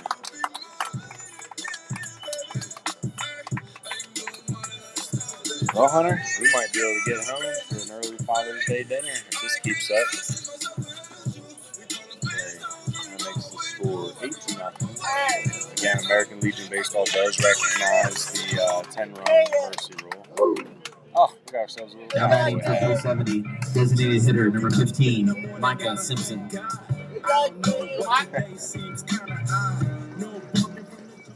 it reminds me of the Orioles right now. They've been breaking out the cowboy hat and their Orioles home run celebrations. I'm telling you, though, they're coming back, man. The American League is weak this year. You know, there's just everybody's beating up on each other around a 500 average. Orioles sweeping the Angels today, slowly creeping back into it. Probably not going to catch the Yankees. Red Sox, unfortunately, playing a lot of good baseball. They've won, what, like 6 in a row or something? It's okay, Micah. Red Sox playing hot. And they can go ahead and trade Devers and feel like they get better. Did they trade, like, talent for talent, or was it talent for prospects? You know what I mean? I'll have to look. A couple pitchers, I think. Hicks. Is that the relief pitcher, Jordan? Yeah, I think so. I think I saw that one while looking at it. Or they made him a starter again, I think. Marcus Simpson takes ball 3. Yeah, Mike with the unconventional load mechanics, but it works for him. He's a great hitter. We were talking about in the beginning of the game, or before the game, just how do you get someone like Micah Simpson out? You know, you keep his hands down close. You think you might jam him, but watch where his hands end up at. They always come right back up to that load position. Like Tony Gwynn talked about that all the time. It doesn't really matter what you look like in your setup. It's where you are at that point of load, that point of balance. You know, you get guys like Tony Batista back in the day that used to face the pitcher, you know. Kevin Youkilis, you know, with unconventional style. First baseman better get over there. Third pitcher. Oh, nope, he's going to drop it. He's going to be safe. So it's that PFP practice. Can't ever take a day off as a pitcher. Defense, you're a fielder too. So we'll call that a E1 on the drop. Now batting, right fielder, number 1, Hayes Hilliard. So Hayes Hilliard come to the plate. That is a batted around inning for Asheville Post 70, 9th header of the inning. And Hilliard joining teammate Jackson Pavone at NC Wesleyan, played for Coach Clifton next year. He needs to cut it off, doesn't he? Ball up. Right, Hayes. Right. Well, if you're in the neighborhood, you want to come down and catch the game, they did say free hot dogs for all the fathers in the stands today. Like a stampede of dads to show up. Where's my hot dogs? Now there's free beer. What's the best beer? The best beer? Father's Day beer? No, the best beer, just free, is number 1. Oh, yes. And then cold is number 2. Now, 3, that's an argument. Apple Bush. Just kidding. Ball back to the backstops out of the glove, so that's going to be a pass ball. That would rank in my top 10, probably. Oh, we're still, these kids are, it's Legion Baseball, 19 and under. Change this up. Ended up being a beautiful Father's Day. I was worried that the rain was going to come in and ruin this evening, but you wouldn't even known that we've been getting storms the last few days. That's an HBP. So Hayes Hilliard down to first base. He'll be first and second. Still only one out. Jackson Pavone coming up. The Mercy Rule run. Now batting left base, fielder, but number we have to 11, get through Jackson 5 Pavone. innings in order for it to be recognized. There was a time maybe nice piece of hit. Flicks it backside through the 5-5 hole. Everybody's just going to move up 1.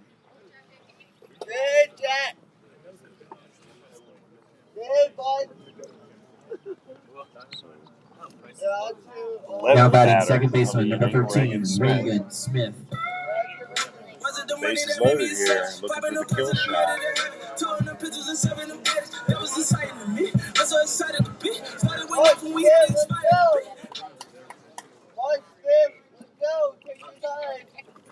Say a lot of these boys next year, they're going to have to look for another place to play in the summer. They're going to be aged out of Legion. A lot of good summer baseball out there here in town. Hendersonville Honeycrisp, we mentioned them earlier, playing at East Henderson this year. So glad to get some good attention on the East Henderson program over there. They're part of the Old North State League. We were down at Marion on Friday. I used to be the pitching coach of the Marion Swamp Foxes. I used to be part of that league, but man, you saw how far out we were near Lake James. It's so hard to draw a crowd out there. They ended up shutting that team down because we just couldn't draw. 0-2 delivery. Swing.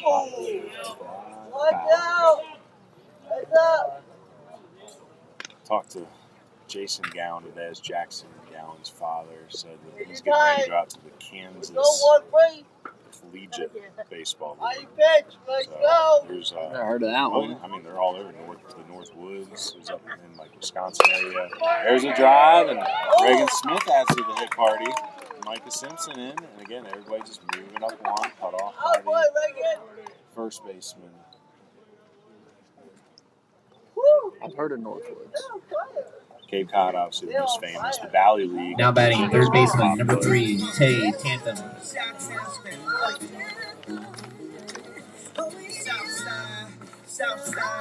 And the Coastal Plain League used to be one of the premier, like it was Cape Cod 2.0. It is still pretty up You still there. think Yeah, it is? I would say Forest City Owls are close by. There's a Smoky Mountain Baseball League in the Tennessee area. Queen City Baseball. It's wild because it's all different levels. You know, you got leagues for kids that are still trying to earn innings and haven't really played much in college. So this is like their first time. Oh, that's a drive and an absolute nuke off of the wall. Catch him! Holy moly.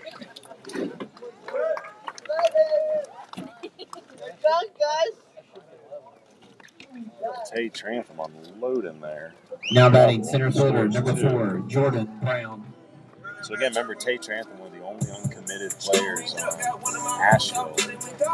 So that is a good ball player right there. For y'all that are recruiting high school players, he's one of the best out here.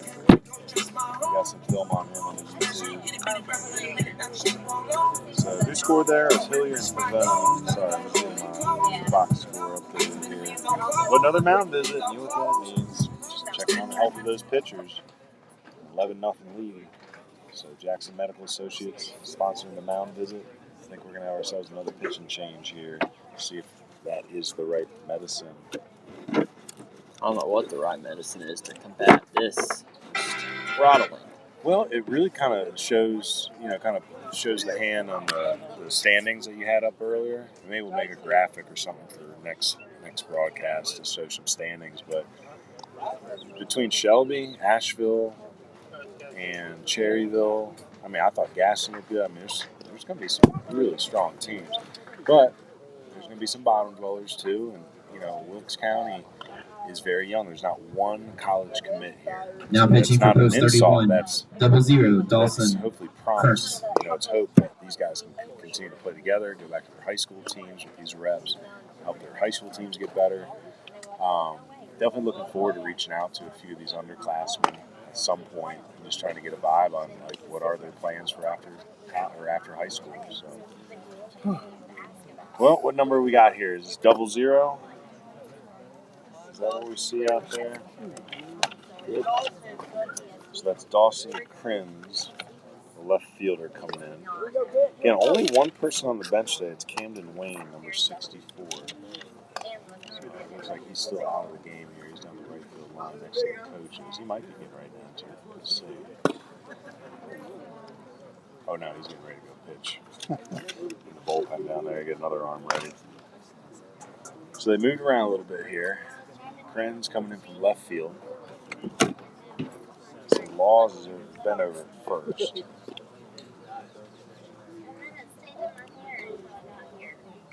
So Gentry's over third now. So Wood, Mayberry, I believe, are still in the middle.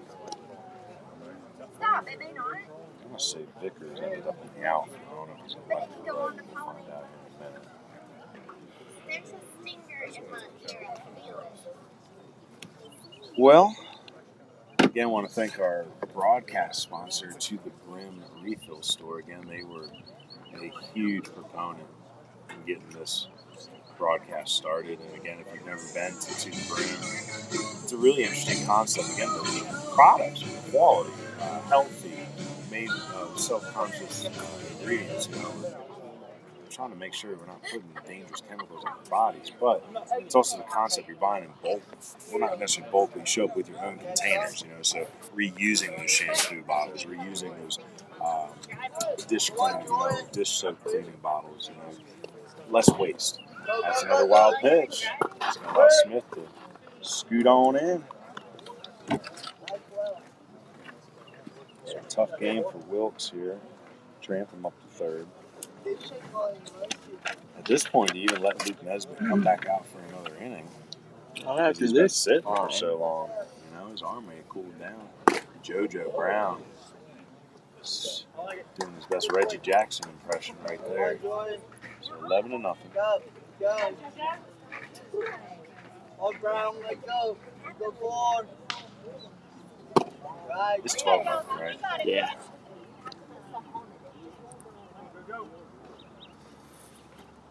So 2-1 count. Say next week, I think Tuesday, sky high pop up here. Looks like Mayberry's got a read on it. He'll make the catch. It's out number 2. Go, Coach. 13 batters to get that second out. You ever seen a Chevy with the butterfly? I think Tuesday we're going to head down to Wilkes County. Number 10, Colt Nelson. Post 70 away game. And then I want to say it's Saturday. Plan on heading down to Cherryville. Friday we are not going to Gaston for the doubleheader. So hopefully they have some sort of radio or programming down there. That's the final out. Shortstop hauls it in. It's Wood over there. Wednesday. For post 70 in the bottom of the second, Wednesday's 10 the- runs on 6 hits and 1 error. Okay, Wednesday we're at The Rutherford. score, Asheville Post 70, 11, Wilkes Thursday, County 0. Friday, Asheville is at Hickory for a doubleheader. We will not be doing that one. And then Saturday, I think we're going to travel down and check out the beautiful Cherryville. And that's going to be a much different looking game than the first matchup we saw. It was 7-1, 8-1. Hopefully we don't get too much flack from the Legionnaires down there. They're giving us a hard time with our facts. Hey, if you're listening to this, genuinely, please consider joining the Patreon. It's a crowdfunding idea. www.patreon.com/BB University WNC. I'm going to do some content this week. The condensed games for Friday and tonight are going to be on our Patreon first for a couple days before we release them to the public. Then your support is joining the $5, $10, $20, or $50. Again, we're not asking for that much. It's just the whole concept of when everybody gives a little, that revenue is used to build more opportunities out here for Western North Carolina baseball players with their development and their college recruiting. For example, we're hosting college in a couple weekends, June 27th, 28th, 29th. We're hosting Geneva College. We're flying in. We're going to travel all around Western North Carolina, watch the baseball games. We actually might go out to Knoxville, might go to Atlanta, to watch some of the Western North Carolina players in their summer games. We're definitely checking out the regional games. But again, all those opportunities are more where we don't have to take money out of players' pockets. And that's why I think Legion can thrive, because they're a big charity as well. So again, join the Patreon, help us fund more of these college tour series, the scout streaming series, the Legion streaming, the weekly content, and more. So again, www.patreon.com/WNC. Well, how's our viewership tonight? I know it's a bit of a rout right now, but We're pretty good. so we had great viewership for Friday. It's up at like 430 views or something. Pretty good. Continue to travel. We get a lot more viewership out of the travel game. So they do send Luke Nesbitt back out. We'll see how fresh his arm is after that. Are you marketing these in the communities who are facing, like in the Wilkes community groups and everything? Speaking of that, the answer to that is yes. But I never joined the Wilkes community group until today. I tried to join a few, but I don't think they accepted me fast enough to market it. So maybe next time, that's my bad. I dropped the ball there. But I did tag their post. So post 31, I did tag them. They do have a sports post for their softball and baseball teams. Leading off, second baseman, number 3, Trey Mayberry. So a couple changes here. Hayes Hilliard behind the plate now, giving Evan Connor a break. Let's see. Hayes and Jordan Brown, the backup catchers here for Asheville. Any other changes out there? Carson Wallison at third base. Yeah. And who's out there in left? Is that Grant Buchanan? No, it's Pavone still. Brown. So I guess that's the only switches. Ball here by Trey Mayberry. So Trey, your second baseman tonight.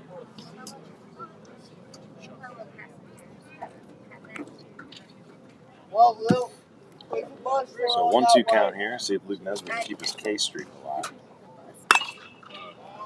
Mayberry's going to fight hard to put a pin in it.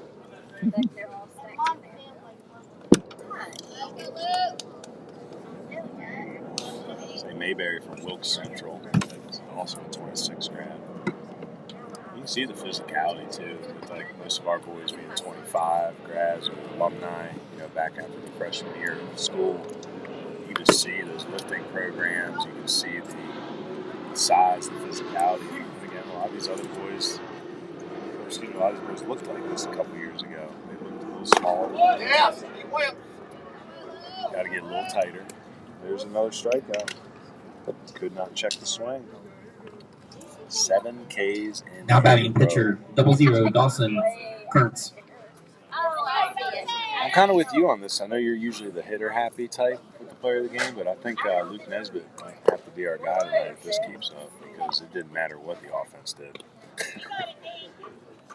Luke has got to be having Coach Grigg scratch his head a little bit at Cleveland. I know everyone was excited for Luke Nesbitt to be a power hitter for the Yetis, but you might have to get up on that bump a little bit. That's what JUCO's all about, especially in the fall. Nice hard line drive foul by Prince there. He's your pitcher right now, started the game in left field. And the most barrel the Flash have got all night. Yep. This is low. Say Nesbitt was 81 to 83 earlier in the game. Heavy ball. Once he gets a little more in that hip-shoulder separation, I could see 3 or 4 more miles per hour immediately. Swing. That ball's hitting the left field. It's a dying quail, and it's going to get down in front of Pavone. So that's the first hit of the game for the Flashers. Post 31. Announcer jinx. Ha-ha. You said it, and then Now batting catcher number 21, Ks Quinn and a Cashwell. Loop single for Dawson Crims. So let's see if that can flash in life here for Wilkes. That brings Quinn Cashwell up. Quinn doing the catching. Also the only Watauga rep. So we know Coach Burrows well. Met Coach Burrows their game versus Ashe County. That was a very talented team. Just saw Quinn's teammates Jake Blanton and Everett Grider at Mars Hill filming. Both of them did really well. Jake Blanton was an excellent athlete. He ran like a 6'7" something. Strong arm from the outfield, hit very well. Everett Grider's a very good pitcher. Low eights, good mix, great control. Strike 3 on the corner, and you know what that means, folks. It's called Strike 3. It's brought to you by Burlap Painting. Paint the corners with Burlap Paint. Again, for all your residential and commercial painting needs and power washing. Here with Burlap Painting. Back to the top. It's going to be Camden McLean.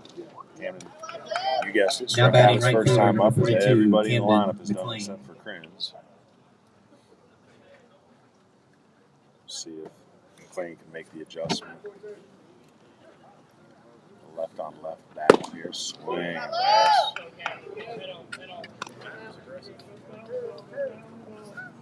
Got McLean from Alexander Central, one of 2 reps. Braxton Lewis being the other one. I don't know. Braxton's here today. Chops one foul. So 0-2 count. Let's see if Luke Nesbitt's got one more in him. I say he just goes to the heat. Get him up right near the hands.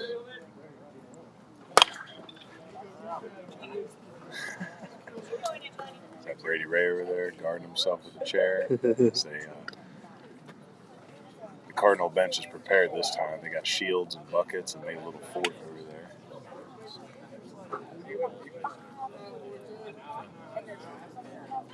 Oh, Nesbitt tries to go to the spinner, but there's about 52 feet. So that's going to allow Crims to move up on the wild pitch. So first runner in scoring position for Post 31. It was encouraged that Post 31 has a logo, has a mascot. You know, the Flashers. Yeah. Got a softball program, I think. Yep. We get a softball program back in the mountains. Say throw your curveball again, get some feel for it. Oh, there's the heat. Strikes him out. Every single out in the game recorded via the catch. No runs, 1 hit, no errors for Wilkes County in the top of the 3rd.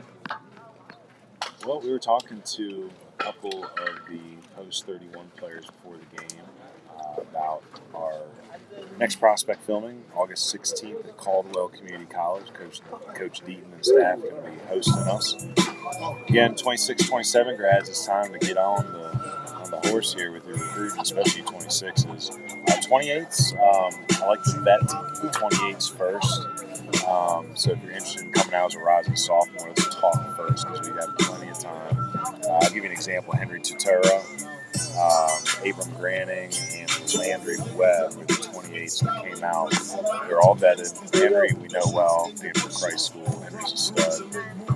Landry, is Coach Shepard told me, he's the heir apparent to Colt Nelson, shortstop, Tuscola, and then Abram. He's a left-handed pitcher. He's just got great stuff. And I'm working with his older brother, so all 3 of them. You know, it's like, yeah, you got some stuff to get on film, even though they can be more physical. But anyway, back to it.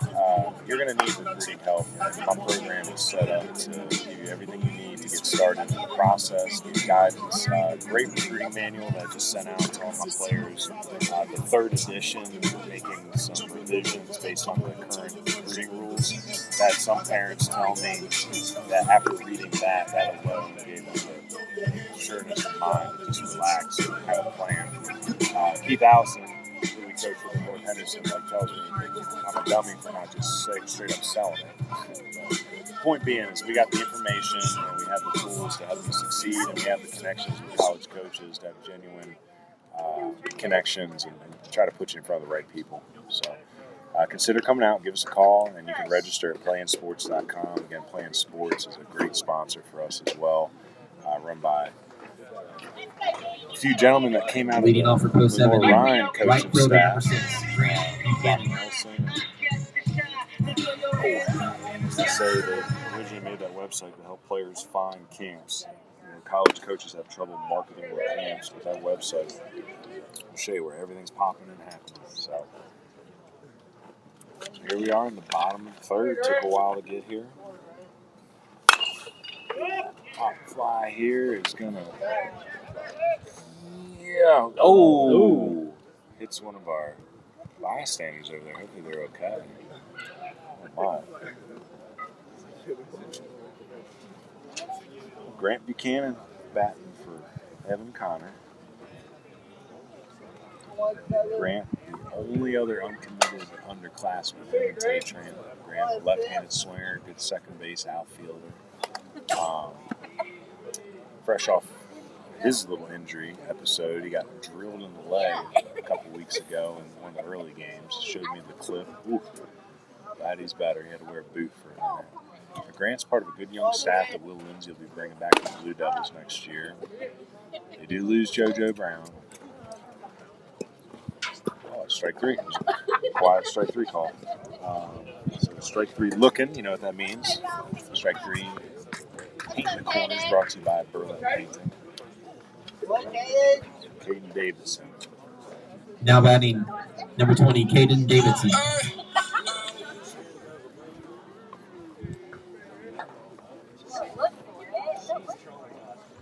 So Caden Davidson had a loud home run his last time up. Might put a hole in my windshield with that shot.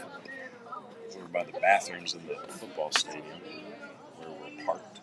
You didn't mention rounders. I don't think we mentioned that. Oh, gosh, yeah. So, got all those extra base hits tonight brought to you by Rounders. Changing that snapback game one rounder at a time. Again, if you're not familiar with Rounders, it's an interesting concept. You know, if you wear your hat backwards a lot like I do, you got those snapbacks. A rounder is something you can put up into that space in the above the snapback, and you can have a logo in there, your favorite sports teams. A lot going on, hunting themed ones, political themed ones, but it just keeps the sweat out of your eyes, and it's just another fashionable thing. I can see the kids liking it. You know, it's something I see like stocking stuffers, birthday presents, heck, even Halloween thrown in the bags. Hard ground ball through the 5-5 hole, so Caden is 2 for 3. Been on base all 3 times. Mike Simpson back up to the plate. Oh, we got another pinch hitter here. This is going to be Now batting number 7, Eli Shin.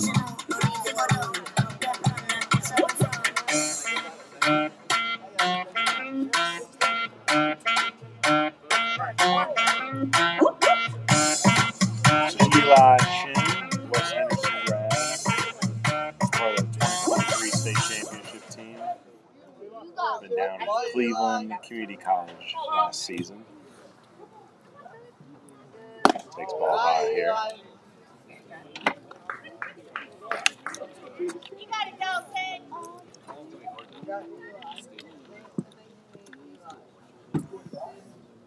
Shin takes another ball up and 2-0. It's a kind of unconventional delivery from Brim's,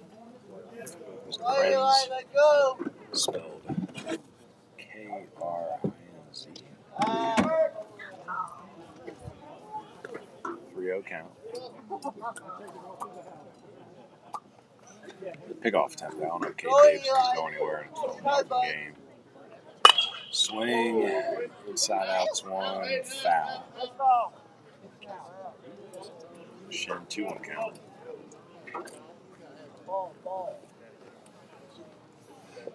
So Hayes Hillier on deck. Alone in the hole. Cardinals sent 14 to the plate in the second inning, plating 10 runs. The ball is going to scoot past Cashwell. It's going to let Davidson move up to second. So 1 out, 3-1 count, 1 out there for Shin at second base to knock in.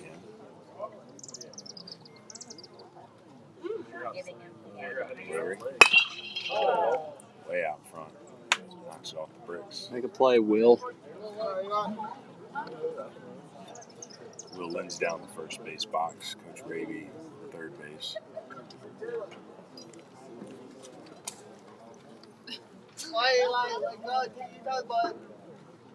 Full count delivery. Makes ball high. Shin with the walk. First and second here. Now batting, Hillier. catcher, number 1, Hayes Hillier. Hayes Hillier, part of a good baseball lineage in the family. Coach at Asheville, his father. Coach Hillier has 3 sons. Hillier, who's a High Point now. I think he started at Liberty. There's Connor Hillier, I believe. Was at Barton. I'm not sure what's going on. Barton, they had coaching changes as well. And Hayes here is getting ready to go to NC Wesleyan. So all divisions covered in the Hillier family. I like the way that Hayes plays the game too. He had a really good game defensively when we were at the TC Robertson matchup. He was at right field that day and just was all over the place making plays. Tough out. Scrappy ball player. Plays a bunch of different positions. Play the outfield for you, catch. I'm sure he can play second on the bench. 2-1 count.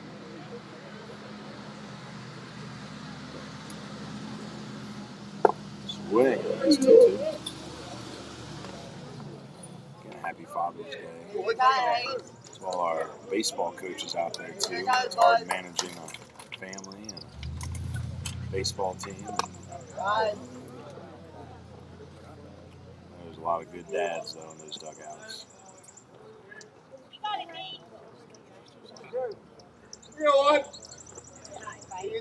That's probably why Coach Jackie Point's not here tonight. Probably at home with his babies. Ground ball foul.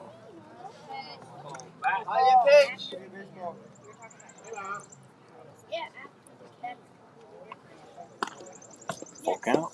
That's a lot of pitches thrown tonight by these Wilkes flashers. Luke Nesbitt, on the other hand, dialed in 9 Ks in 3 innings. Allowed just the 1 hit. Well, Mr. Umpire, no one would have complained. But it's ball 4. So probably a ball. But that's the very top of the zone. Don't miss, don't miss. Now batting, left fielder, number 11, Jackson Pavone. So the bases loaded here again, already up 10-run mercy. So just got to get ourselves in the 5th inning. Umpire missed a golden opportunity there for moving the game along. But, you know, sometimes you forget where you're at. You roll along. And he's probably used to calling that a ball, but you got to remind yourself, open it up a little bit. I want to watch the end of the coastal game, dude. Hard ground ball to first baseman. Throw comes home for 1. Pavone quick enough to move it down. Will be a fielder's choice. So it is 3-2 on the putout. Now batting, second baseman, number 13, Reagan Smith. Eli Shin moves up. Hillier moves up. First base now after that fielder's choice.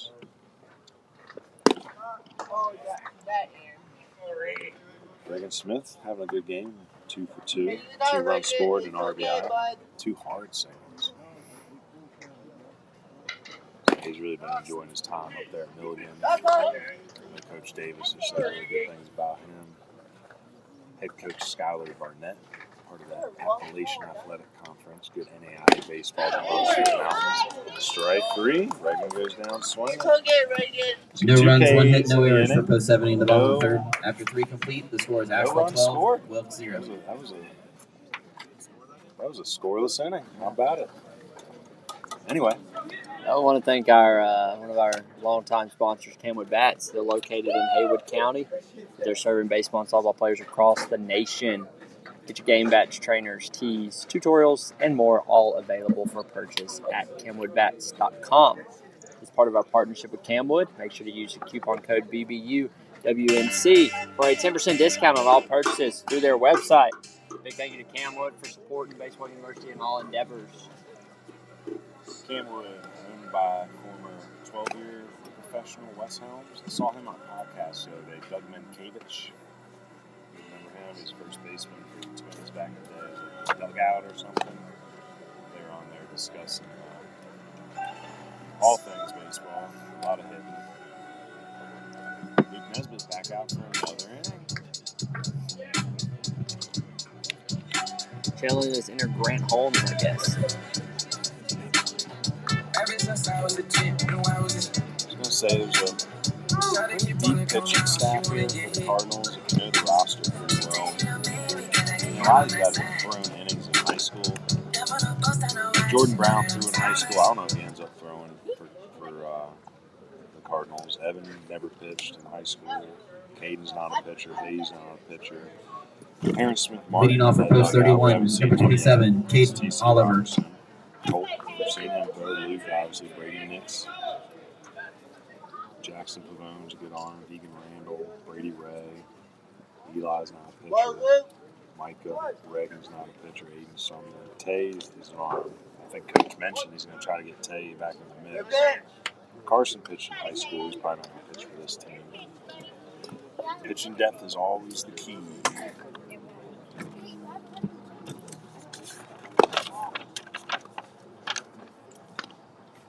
So it's going to be Oliver, Gentry, and Laws here in the fourth. All around center field. A good relay throw earlier in the game. Cut down Davidson at the plate. 2-1 count here for Nesbitt.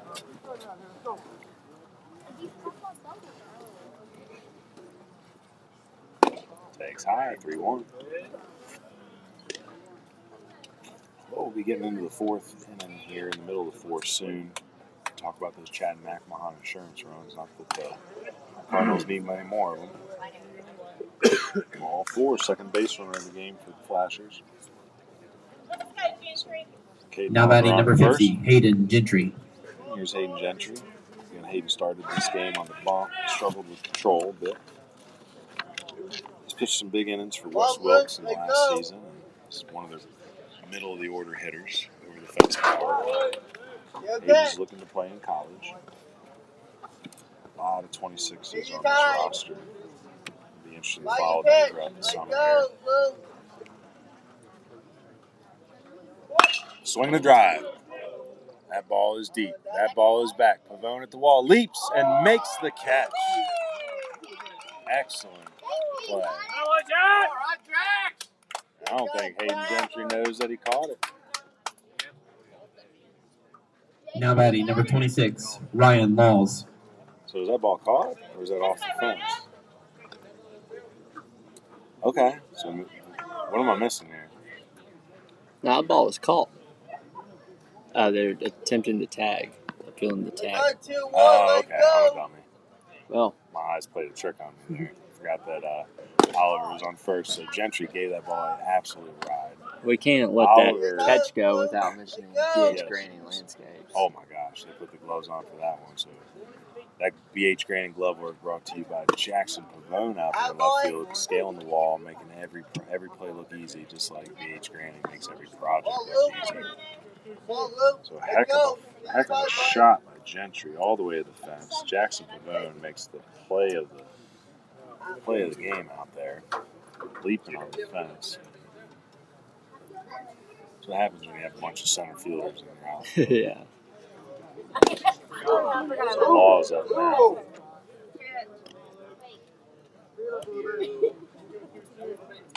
It's not the first time that Luke Nesbitt's had to run into any sort of contact, really. Swing and a miss, 2-2. Yeah, I know it's a 12-0 game, but post 31 would love to get a base hit here just to knock that goose egg off at least. You got that guy's number, right? There it is. Strike three, looking. Strike three is brought to you by Burlette Painting. Again, paint the Now corners batting with number burlap. 99, Dalton Wood.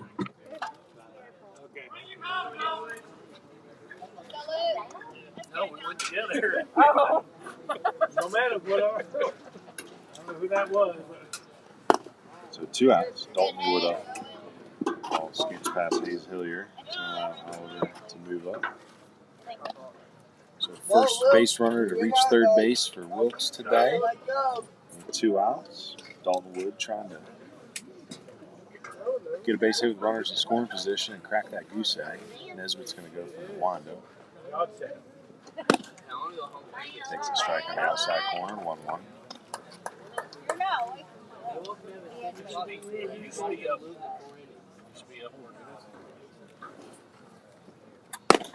Ball up. So Nesbitt's done a good job just simplifying and quickening up his delivery throughout the last couple of seasons. He used to have a long wind up, a lot of head movement. He's really done a good job of slowing things down. There's a strike up and hands swung through.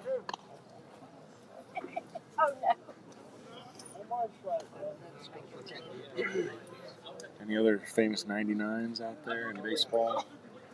Oh, runner's coming home.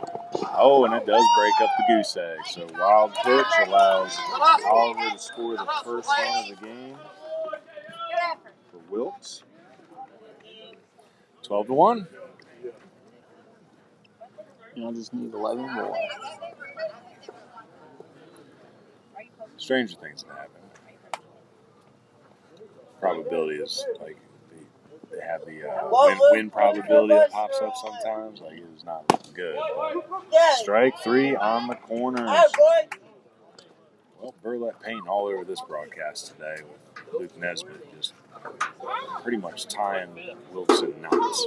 So again, that strike 3 brought to by 1, 2, 3, 4, 5. Well, we knew it was 9 all the way. Post 31 in the top of the fourth. 10, 1 run on no hits. So every out has been a strikeout except for the one fly out that Jackson Pavone leaped against the wall for. So, well, we're in the middle of the 4th inning. That means that it is time to talk about our insurance run sponsor. Insurance runs are brought to you by Chad McMahon State Farm.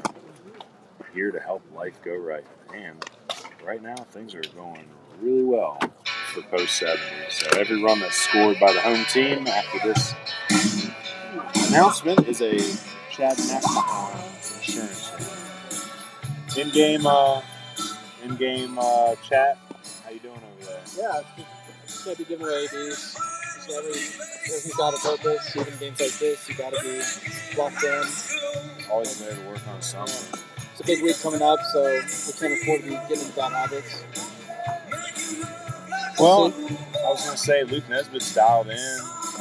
Brady Ray's coming in. Nice. Yeah. Okay, this is his first appearance? No, he's doing for us 3 times in a row. So he's feeling healthy? Yeah, he's very healthy. Yeah, so for you folks who might not know, Brady Ray missed the whole high school. Wait, did he come back at the very end? Very end, he threw his last game of the year. Okay, so as a senior, he's able to get in one final game. But yeah, Brady Ray going to be coming in the next inning to close it out. Brady, a North Buncombe grad, heading to Cleveland. Nova Pitching, who is our gritty pitcher, third baseman number 2. Brady is a student of the Carson Wallace. His velocity went through the roof, got in the low 90s, and his recruiting really took off last summer. Ended up committing to Cleveland. Had to get a surgery on his labrum and his hip, so not the arm. Got surgery on his hip, and now he's worked himself all the way back. So excited to see Brady. We'll get the radar going. Swinging a drive by Carson Wallace. That ball is hooking. That ball is gone. Home run. Carson Wallace. That thing got out of here in a minute. So didn't get that. I was going to say. Home run, Carson Wallace. Didn't even get that high off of the ground. He hit it so dang hard.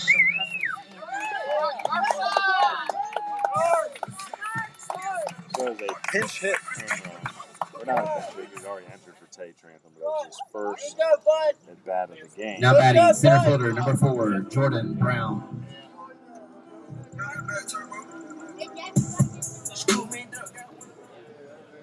Home run, leadoff home run for Carson Wallace. That was his first AB of the game. I think it's his second home run of this post 70 season. believe. The second we've seen at least. Jordan Brown up now. Ground ball through that 5-5 hole. Nice dive by Gentry. Knocks it down. Picked up by Wood. Throws it across, but Jordan Brown just too fast. Infield single. Nice effort. Well, good point to mention. Home run is a extra rounder, base hit. extra base hit. And it's also an insurance run by Chad McMahon. We're getting better at this. So, again, thank you, Extra Base Hit sponsor Rounders, and thank you, Chad McMahon, for the insurance run sponsor. Colt Nelson up now. Swing! Didn't get the good part of the bat on it. Pops it foul. Now batting shortstop, number 10, Colt Nelson. So Colt 0 for 2 on the day with a walk and run scored. Did steal a base. Rounded out, popped out.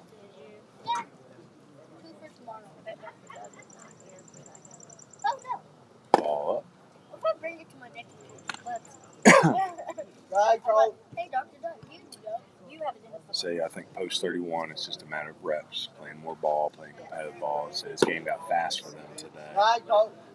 They just put stuff. So there's probably a little bit of an uptick of the talent that they see in the high school season. It's a good talent, though. So it's been molded. I'm still a big, firm believer in player development, going to a program where you can develop.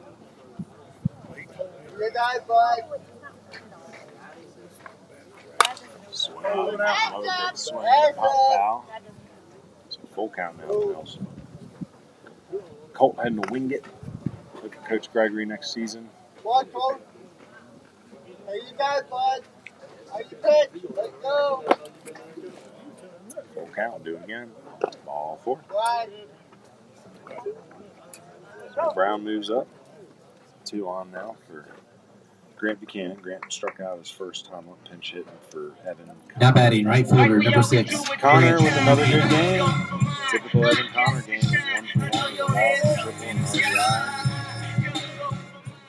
Grant giving him a rest here now. Buchanan, part of that young crew at Brevard.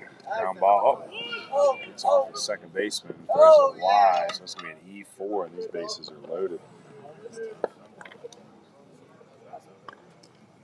the bat sounded weird. Yes, it did. Check that bat. Now batting for post 70, first baseman, number 20, Caden Davidson. Kind of cool Legion went wood.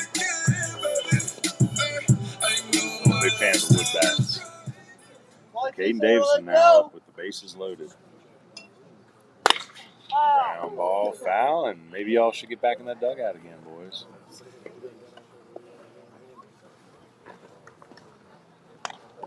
Caden's already got one big swing today. 2 for 3 with a 2-run dinger and a hard single. Caden's also been thrown out twice at home today, once via the force and once via the tag. Not that that's really that relevant. Swing, pop fly, high up into the clouds.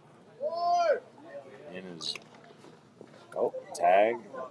Throw home is not in time. So, Caden with a sac fly RBI. Good job, Caden. Good job, Caden.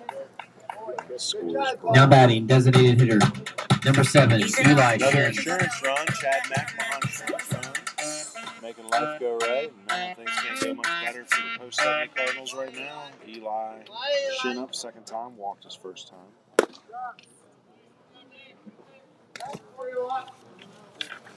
I think we're going to have a short game here, Hunter, as we head to the top of the 5th after this. Just squeeze a lot of stuff in the half inning here. Yeah.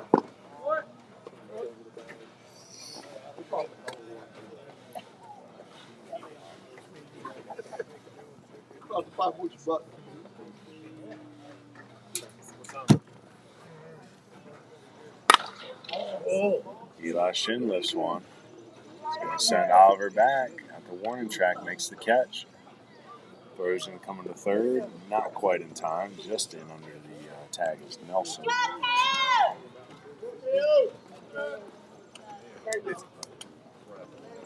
Buchanan, good job moving up on the backside of that play, too. Now batting, catcher, number 1, Hayes Hilliard. I wish I was a little bit taller. Wait, let go. Hayes Hill, you're up. Hayes is 0 for 1 with 2 or walk and a hit by a pitch. Hey, you tired,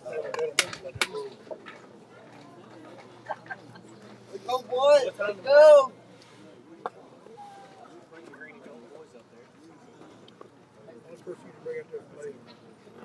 Ball's in the dirt. Unconventional pitch, but keeps it in front of him. Good eye, Hayes. Good eye. Hey, you tired, Hayes.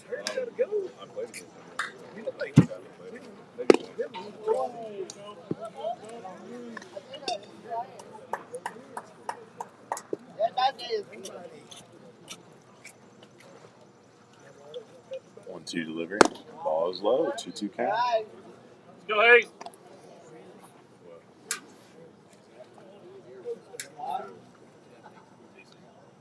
How you pitch? So 2-2 count, 2 outs. Ball low. 3-2 count.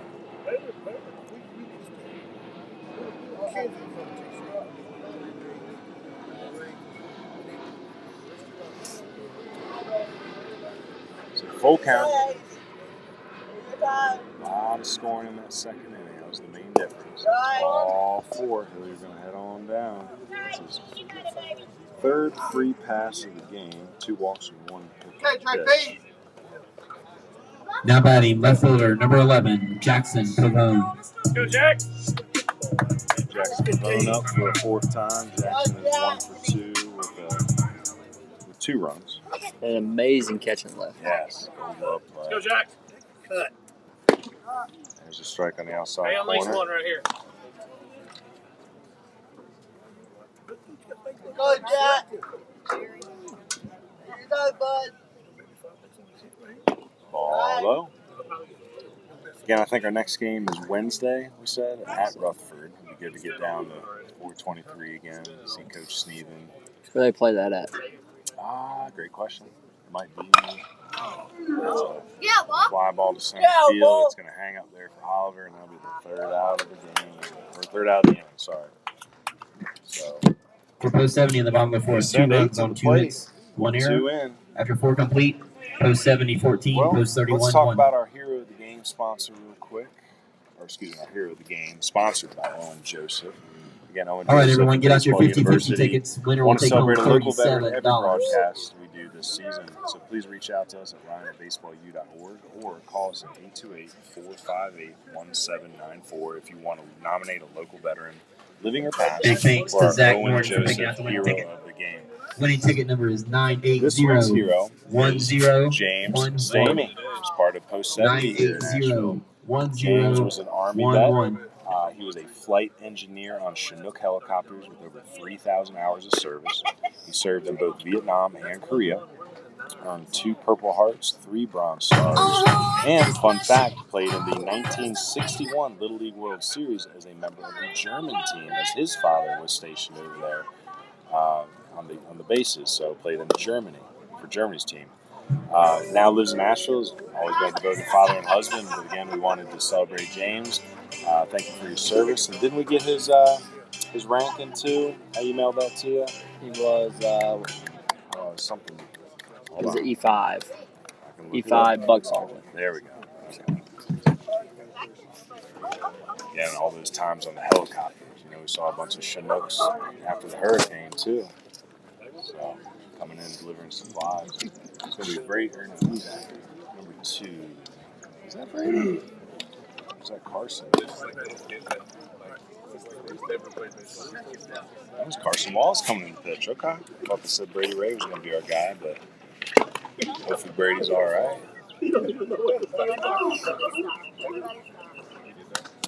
Carson Wallace heading off to Western next year. Is going to be a middle infielder for them.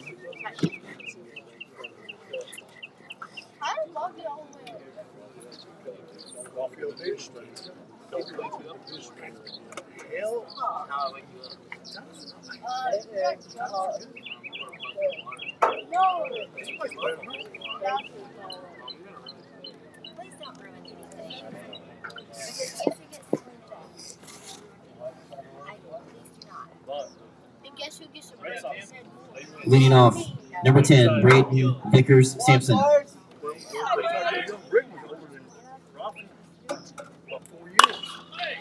Vickers, first pitch, swings. That's one out the center field. JoJo Brown under makes the catch.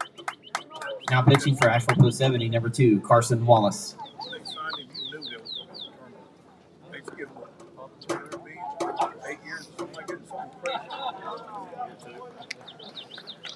All right, sorry, I was just updating my book real quick.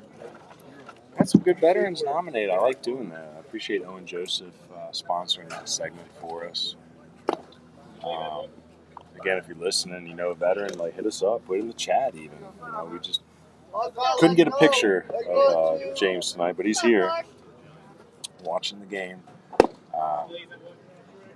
Some of his fellow Legionnaires nominated him, so I know he's a low-key kind of guy. I don't think he's big on the attention, but we appreciate his service. Especially with yesterday, his 250th anniversary of the Army. Yes, sir. Nice play, Colt. Nice play by Colt Nelson in the middle there. Little BH green and glove work right there by Mr. Nelson. Colt 45. Not Slick wearing shooter 45 there. like he did at Tuscola this year. So 2 quick outs for Wallace. And this might be the final out here for. Now batting, double zero, Dawson for Wilkes. Kurtz. Dawson Kurtz. Up here, Dawson been doing the pitch in the last couple of innings. Good pitch. Good pitch. 1-1 count here for Nelson. Yes. Krentz, sorry. Krentz. Oh, and the bat's coming back our way. Gave us a quick little scare.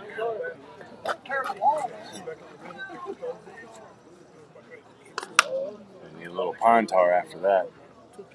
Well, again, we're glad that everybody tuned in tonight. Again, happy Father's Day. Your Father's Day gift is a rout by Asheville, up 14-1 right now.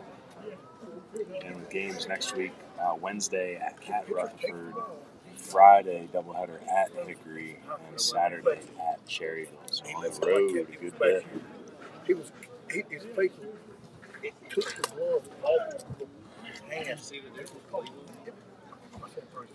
1-2 count. We'll try this again. See if that bat can stay in the hands. Ball low. Final line for Luke Nesbitt is 4 innings pitched. Right spot, let go. Struck out 10. Right you pitch, 1 let go. hit. 1 walk. And I guess since that run scored on a wild pitch, that 1 run is on her end. Technically, who knows that his own doing. Great game by Nesbitt. Yes, Swing and miss, strike 3. So clean inning for Carson Wallace. Fly out, a ground out, and a K. So 1 inning, clean inning, and that is your ball game. Final score, Wilkes Post 31-1. Final score 14-1, and we're going to move 14. right into our Post 70 will post-game. travel to Rutherford County Wednesday night. Post-game show brought to you by Collins Masonry. Again, great block work today by Evan Connor and Hayes Hillier back there. And if you like great block work, you're going to love Collins Masonry. Collins Masonry, nothing compares to the block work that they offer, specializing in block and stone. They've been your local family-owned masonry contractor for more than 20 years. Proudly located in Bryson City, but also proudly serving Buncombe, Haywood, Jackson, Macon, Swain, and Graham County. Well, they improve. Asheville Post 70 improves too. 7-1 on the year. 7-1, and what does that put us in the conference? 5-1. 5-1. So let's see. They play. Shelby playing tonight. Shelby is in a West Virginia tournament today, so we now have a half game lead in the conference. I like how those different posts are bringing their teams to these different tournaments too. We're gonna have to keep looking into that in Post 7. Well, let's go through the box scores real quick. As we told you, Luke Nesbitt, winning pitcher tonight, 4 innings pitched. How many Ks? 9, 10, 11 Ks. Sorry, 10 down. So 11 Ks.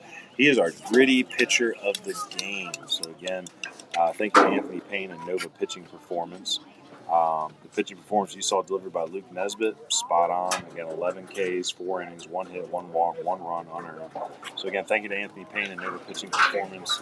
New school data, old school grit, and all you young pitchers out there got to get with Nova pitching performance. Through the lineup, the only hit of the night was a blue single by Dawson Krenz. He was 1 for 2, struck out there to end the game. There was a walk and a run scored by Caden Oliver, 2 for 1. That's about it. Everything else is K's in the box scores. But Krenz pitched pretty well towards the end there. Gave a showing. Gave up a few runs, but again, it was that second inning that really just got out of hand. Jordan Brown was 1 for 3 with a walk and 2 runs and a stolen base. Colt Nelson 0 for 2, 2 walks and a run and a stolen base. Evan Connor was 1 for 1 with the RBI triple. Grant Buchanan 0 for 2, pinch hit for him. Caden Davidson 2 for 3 with a home run, 3 RBIs, including the sac fly. Micah Simpson 1 for 2 with a double and a run.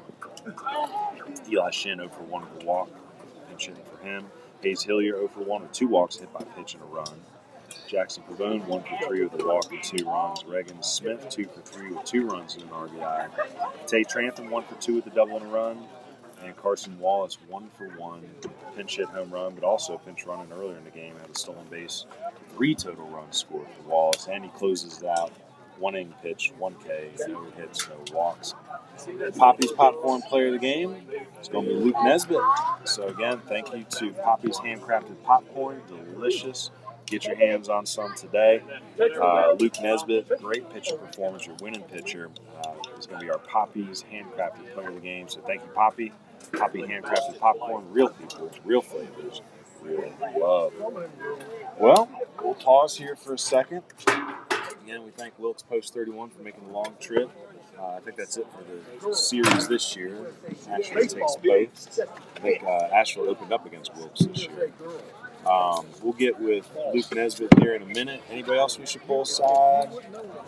Let's see here. Carson Wallace. Pull aside your pitching coach. Pitching coach.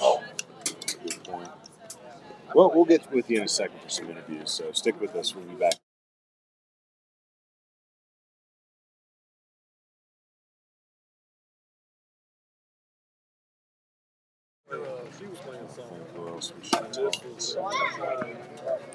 Again, guys, stay connected to Baseball University of the Blue Ridge across all the platforms. Like and subscribe on YouTube, www.youtube.com/@bbuniversitywNC.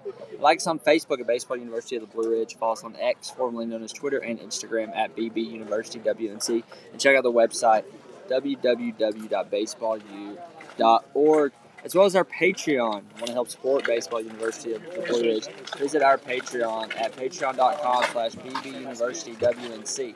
The more financial support Baseball University of the Blue Ridge can earn, the more coverage of West North Carolina baseball we can bring you, including the College Tour Series, the High School Scout and Streaming Series, American Legion Streaming Series, weekly media content, highlight films, playoff projections, and more. Choose which tier is right for you at www.patreon.com/bbuniversitywNC. I want to give another shout out to our premier sponsor of Baseball University across the High School Scout and Streaming Series and the American Legion Streaming Series, Camwood Bats. They're located in Haywood County, but they serve baseball and softball players across the nation.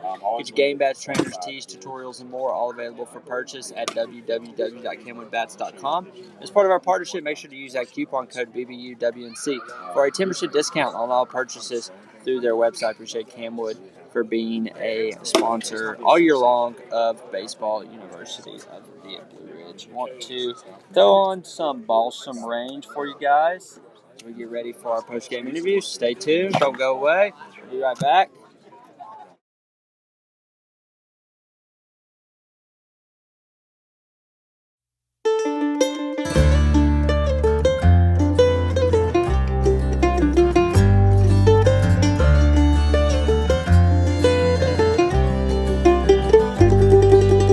Me and Frankie Taylor, two young'uns full of dreams.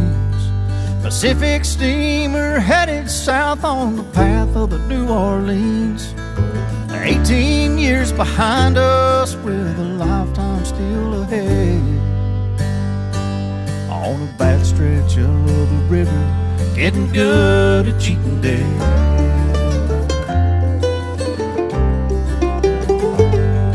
The Ohio is mighty, she's ruthless and so strong, and underneath her waters lay many a rouster bones. To make it past Kentucky would sure put a mind at rest, and to see another sunrise, you consider yourself blessed.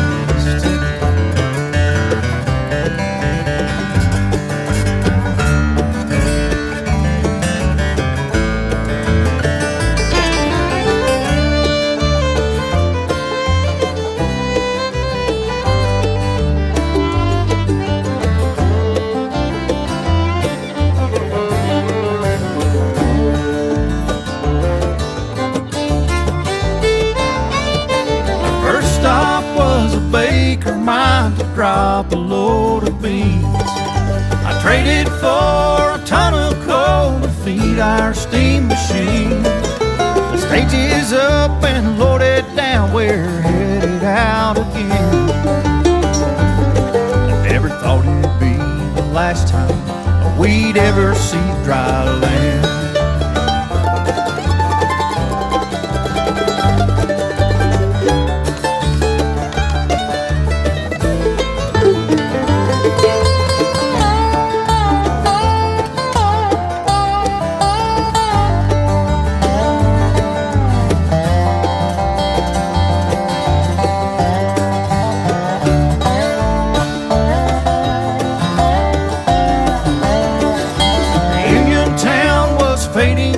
In the pale light of the moon, when hell broke loose and opened up its gates in the boiler room, laying claim to everything, not a single life was spared.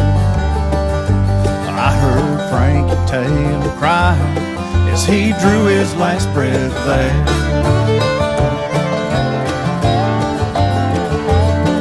Some never see tomorrow.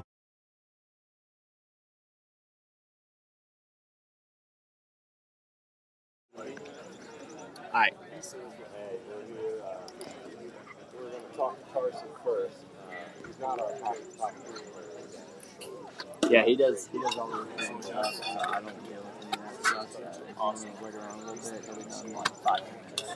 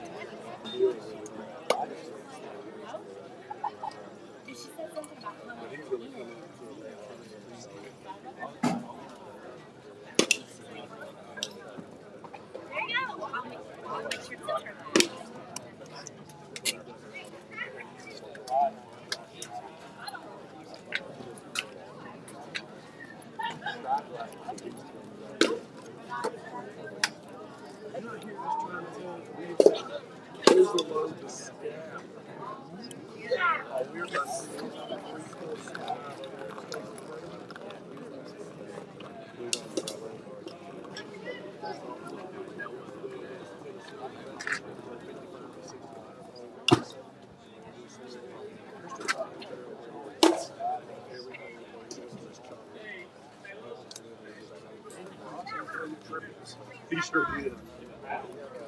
Yeah, he did. He did. But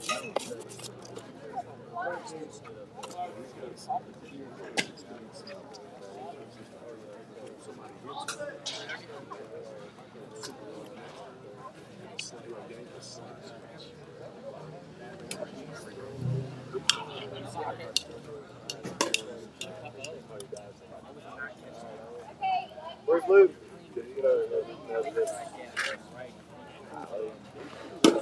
Come over here with the shirt and the button.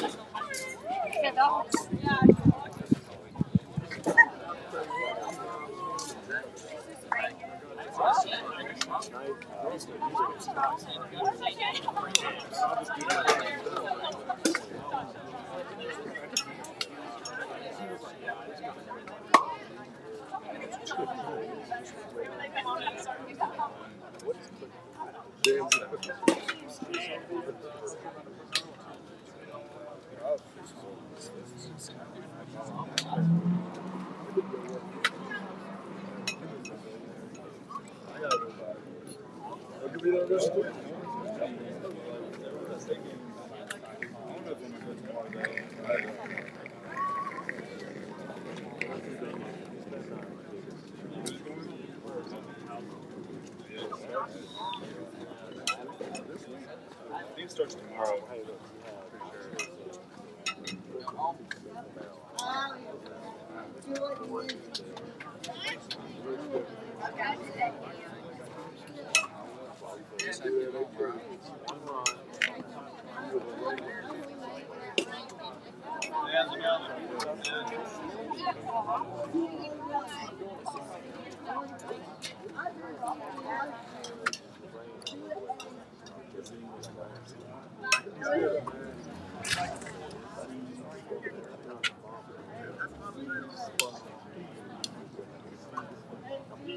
Floyd Mayweather. All right, well, let's go. Let's get some going.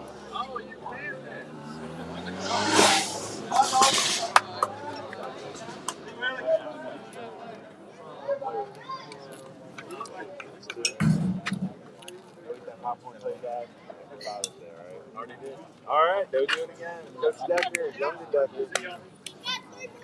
Relieving your father so you can prepare for all the father's sake. That's good. So you can how. Yeah, we would have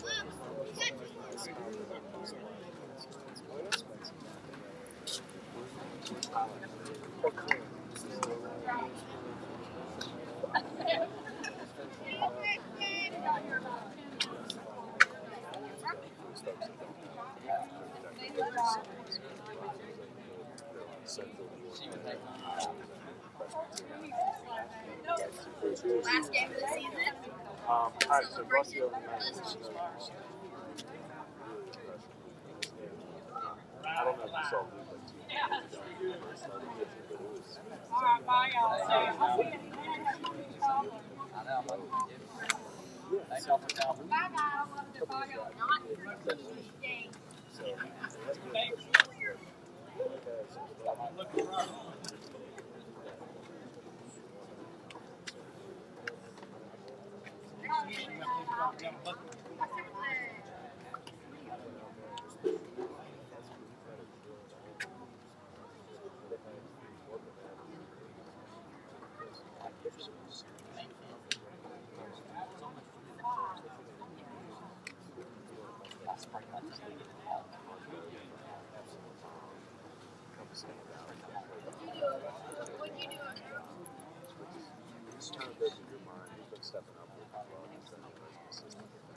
You should have invited me. I just wow. Like,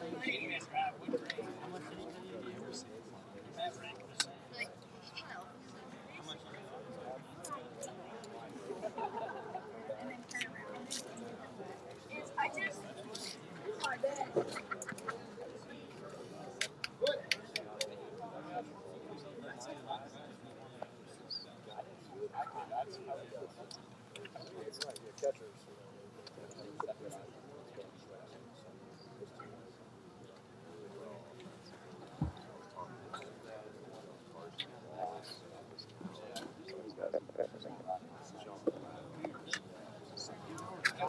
I was down there catching. He's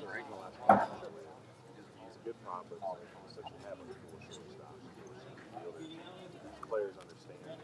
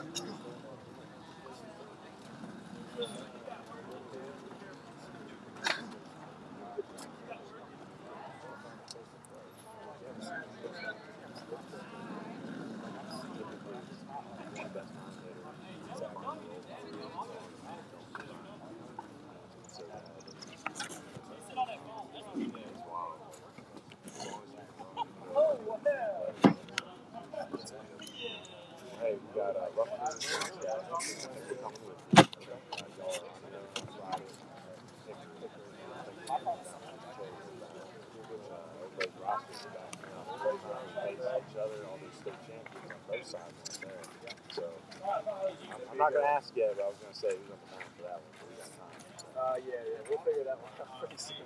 Go have fun with your pops. All right. Take care. All right. Well, that's it for us. Again, Poppy's popcorn player of the game. You want me to read it out from out here? Read that one. Yeah, I'm and going to then come back out here and put my face back on it.